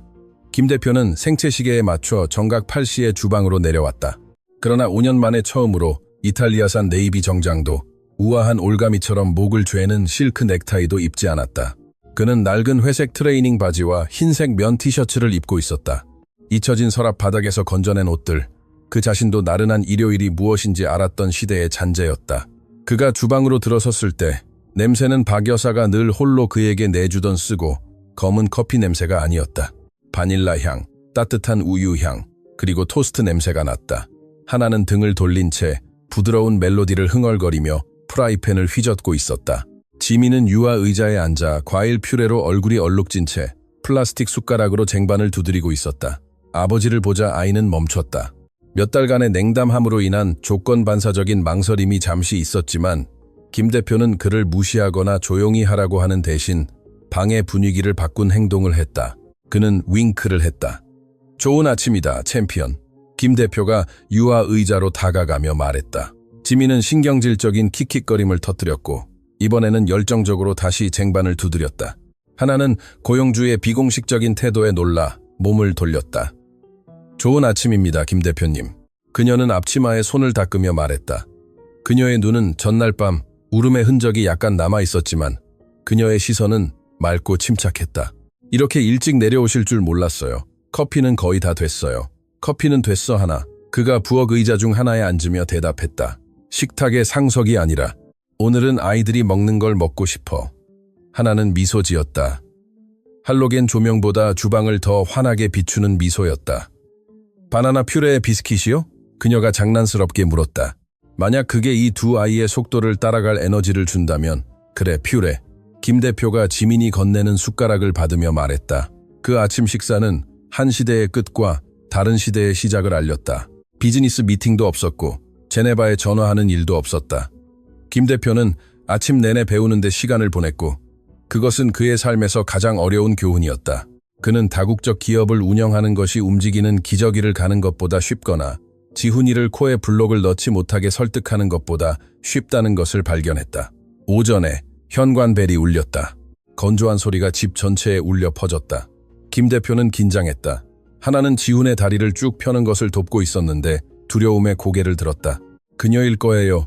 하나가 속삭였다. 박 여사는 나머지 짐을 찾으러 돌아오겠다고 위협했었다. 김 대표는 일어섰다. 그의 자세가 바뀌었다. 장난기 넘치던 아버지는 잠시 사라지고 강철 같은 남자가 돌아왔다. 그러나 이번에는 그 강철이 가족을 위한 방패였다. 여기 있어. 그가 부드럽게 명령했다. 내가 처리할게. 김 대표는 현관으로 걸어갔다. 문을 열었을 때 그는 박 여사를 찾지 못했다. 대신 그는 상자를 든 택배기사와 그 뒤에 보도에 서 있는 순찰차를 보았다. 그 순찰차는 박 여사가 분노에 찬 망상 속에서 그날 아침 하나를 상대로 제기하려 했던 도난 시도 신고 때문에 와 있었다. 해고가 부당했다고 주장하면서 노파의 대담함에는 한계가 없었다. 집 밖에서도 현실을 조작하려 애쓰고 있었다. 김 대표는 현관으로 나섰다. 경찰관이 수첩을 들고 다가왔다. 안녕하십니까 사장님. 박아무개 씨로부터 신고가 접수되었습니다. 당신의 직원이 언어폭력을 행사하고 절도했다고 합니다. 김 대표는 손을 들어 절대적인 권위로 경찰관을 제지했다. 경찰관님, 김 대표가 침착한 목소리로 말했다. 박 여사는 어제 상습 절도와 명예훼손으로 해고되었습니다. 저는 그녀가 보모를 모함하기 위해 제 금고에서 보석을 훔치는 장면을 담은 고화질 보안 녹화본을 가지고 있습니다. 만약 그녀가 이 허위 신고를 계속 진행하고 싶다면 저는 지금 당장 경찰관님께 증거가 담긴 USB를 넘겨드릴 용의가 있습니다. 그녀를 허위 신고 및 주택 절도 혐의로 즉시 체포할 수 있도록요.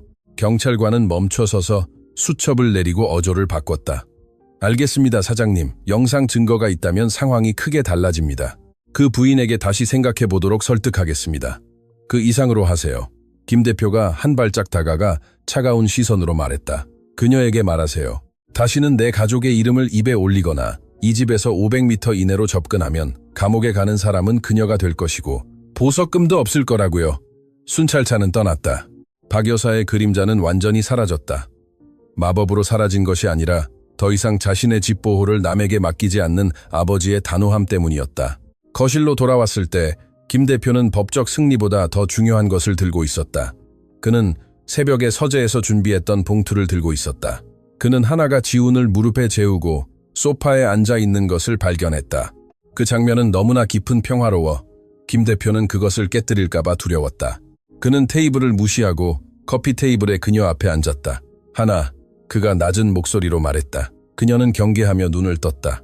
다 괜찮아요, 사장님. 박 여사는 다시는 귀찮게 하지 않을 거예요. 하나의 얼굴에 안도감이 역력했다. 그녀는 깊이 한숨을 쉬며 잠든 아이의 등을 쓰다듬었다. 하지만 사업 이야기를 해야겠어. 김 대표가 봉투를 테이블에 놓으며 말을 이었다. 하나는 흰 봉투를 바라봤다. 두려움이 다시 그녀의 눈에 비쳤다. 비밀 유지 계약서, 새로운 엄격한 규칙. 사장님, 지난밤에 이야기했던 모든 것을 지키겠다고 약속해요. 양말, 게임, 열어봐. 그가 말을 잘랐다. 하나는 지훈을 깨우지 않으려 조심스럽게 봉투를 들었다. 그녀는 종이를 꺼냈다. 해고 수표가 아니었다. 새로운 고용 계약서였다. 그녀의 눈은 줄을 따라 움직였고 급여 숫자와 마지막 조항에 이르러 크게 벌어졌다. 사장님, 이건 너무 많아요. 제가 받던 것의 3배예요. 그리고 여기에는 하나가 떨리는 목소리로 소리내어 읽었다. 직원 및 1차 직계 가족 전액 의료보험. 김 대표는 깍지 낀 손을 바라보며 고개를 끄덕였다. 어머니가 아프고 당신에게 의지한다고 했지. 어젯밤에 좀 알아봤어. 어머니 병 치료비가 비싸고 공공의료는 몇 달씩 기다려야 한다는 것도 알아. 네, 사장님. 고관절 수술을 6개월째 기다리고 계세요. 이제 아니야. 김 대표가 고개를 들고 인간적인 강렬함으로 그녀의 눈을 똑바로 바라보며 말했다. 중앙병원 정형외과 과장인 이 박사님과 이야기했어. 월요일에 어머니를 기다리고 있을 거야. 모든 비용은 지불되었어. 하나는 손으로 입을 가렸다. 눈물이 경고 없이 왈칵 쏟아졌다. 돈 때문에 우는 것이 아니었다. 누군가 자신의 보이지 않는 고통을 보았기 때문에 울었다. 24시간 전 로봇 같았던 남자가 방금 자신의 어머니 목숨을 구했기 때문에 울었다. 왜요? 그녀가 가는 목소리로 물었다. 왜 저를 위해 이렇게 해주세요? 저는 그냥 보모일 뿐인데요. 아니, 김 대표가 단호하게 정정했다. 당신은 내가 믿지 못했을 때 내 아들에게 걷는 법을 가르친 여자야. 내가 침묵만 가져왔을 때 이 집의 웃음을 되찾아준 여자야. 당신 어머니를 구하는 것은 내 아이들을 구한 당신에게 감사할 수 있는 최소한의 일이야. 그리고 나 자신도. 하나는 참지 못했다. 지훈을 여전히 품에 안고 몸을 앞으로 숙여 김 대표의 손을 잡았다. 키스하지 않았다. 그저 꽉 쥐었다. 말로 다 할 수 없는 감사함을 전했다. 고마워요. 그녀가 속삭였다. 고마워요, 김 대표님. 김 대표님이라고 부르지 마. 그가 그녀의 손을 다시 쥐며 말했다. 그냥 김 대표라고 불러. 에필로그. 6개월 후 정원에는 눈이 부드럽게 내리고 완벽하게 가꿔진 잔디밭을 하얀 담요로 덮었다. 그러나 집안의 날씨는 열대지방 같았다. 전에는 고급 호텔 로비 같았던 거실은 급진적인 변화를 겪었다. 베이지색 가죽 소파는 여전히 있었지만 이제는 밝은 색깔의 담요와 짝이 맞지 않는 쿠션들로 덮여 있었다. 전에는 차가운 금속 추상 조각상이 있던 구석에는 이제 요새 역할을 하는 쿠션산이 있었다. 그리고 카페트 중앙에는 백만장자가 알아볼 수 없게 변해 있었다. 김 대표는 무릎이 다른 청바지를 입고 등을 대고 누워 있었다. 오른손에는 단추 눈이 손으로 꿰매진 파란 양말을 끼고 있었다. 왼손에는 노란색 털실로 머리카락을 흉내낸 빨간 양말을 끼고 있었다. 카펫 마을 시민 여러분, 주목. 김 대표가 가장한 낮은 목소리로 외치며 파란 양말을 움직였다. 간지럼 괴물이 다가온다. 소파 뒤에서 2개의 작은 소용돌이가 튀어나왔다. 이제 1년 반이 되어 흔들림 없이 뛰어다니는 지민과 지훈이 공격을 시작했다. 아, 아빠! 그들이 낄낄 웃으며 소리쳤다. 무자비하게 그에게 달려들었다. 걸을 수 없었어야 할 지훈은 둘 중 가장 빠르게 달렸다. 그의 다리는 강했고 움직임은 확실했다. 그는 아버지의 배 위로 몸을 던져 김 대표가 양말 아저씨로 공격하자 히스테릭하게 웃었다. 하나는 주방 문틀에서 뜨거운 차 한 잔을 들고 그 장면을 지켜보고 있었다. 그녀는 더 이상 파란색 간호사 유니폼과 고무장갑을 입고 있지 않았다. 편안한 옷, 청바지와 니트 스웨터를 입고 있었다. 그녀는 여전히 거기서 일했지만 그녀의 역할은 바뀌었다. 더 이상 보이지 않는 직원이 아니라 이모, 친구, 육아의 동반자였다. 아이들의 사랑의 무게에 갇힌 김 대표는 고개를 돌려 그들을 지켜보는 하나를 봤다. 도와줘. 그가 극적으로 소리치며 그녀에게 손을 뻗었다. 하나, 날 구해줘. 얘들이 날 잡아먹고 있어. 하나는 웃었다. 컵을 작은 테이블에 내려놓고 천천히 걸어왔다. 미안해요, 김 대표님. 그녀가 장난스러운 미소로 말했다. 거실이라는 정글에서는 강한 자만이 살아남죠. 그리고 그를 돕는 대신 하나도 바닥에 뒹굴며 간지럼 전투에 합류했다. 넷은 비싼 카페트 위를 굴렀다. 팔다리와 웃음소리가 뒤섞인 구별할 수 없는 덩어리였다. 그 순간 누군가 사진을 찍었다면 저택의 주인이 누구이고 직원이 누구인지 구별할 수 없었을 것이다. 그들은 오직 가족만을 보았을 것이다. 깨어진 조각들로 기워진 이상한 가족, 세상에서 가장 강력한 접착제, 즉 함께 바닥에서 보낸 시간으로 뭉쳐진 가족. 카메라는 천천히 창문 밖으로 물러나 겨울밤 한가운데 환하게 불이 켜진 집을 보여준다. 더 이상 동네에서 가장 조용하고 우아한 집이 아니었다. 가장 시끄럽고 의심할 여지 없이 가장 풍요로운 집이었다.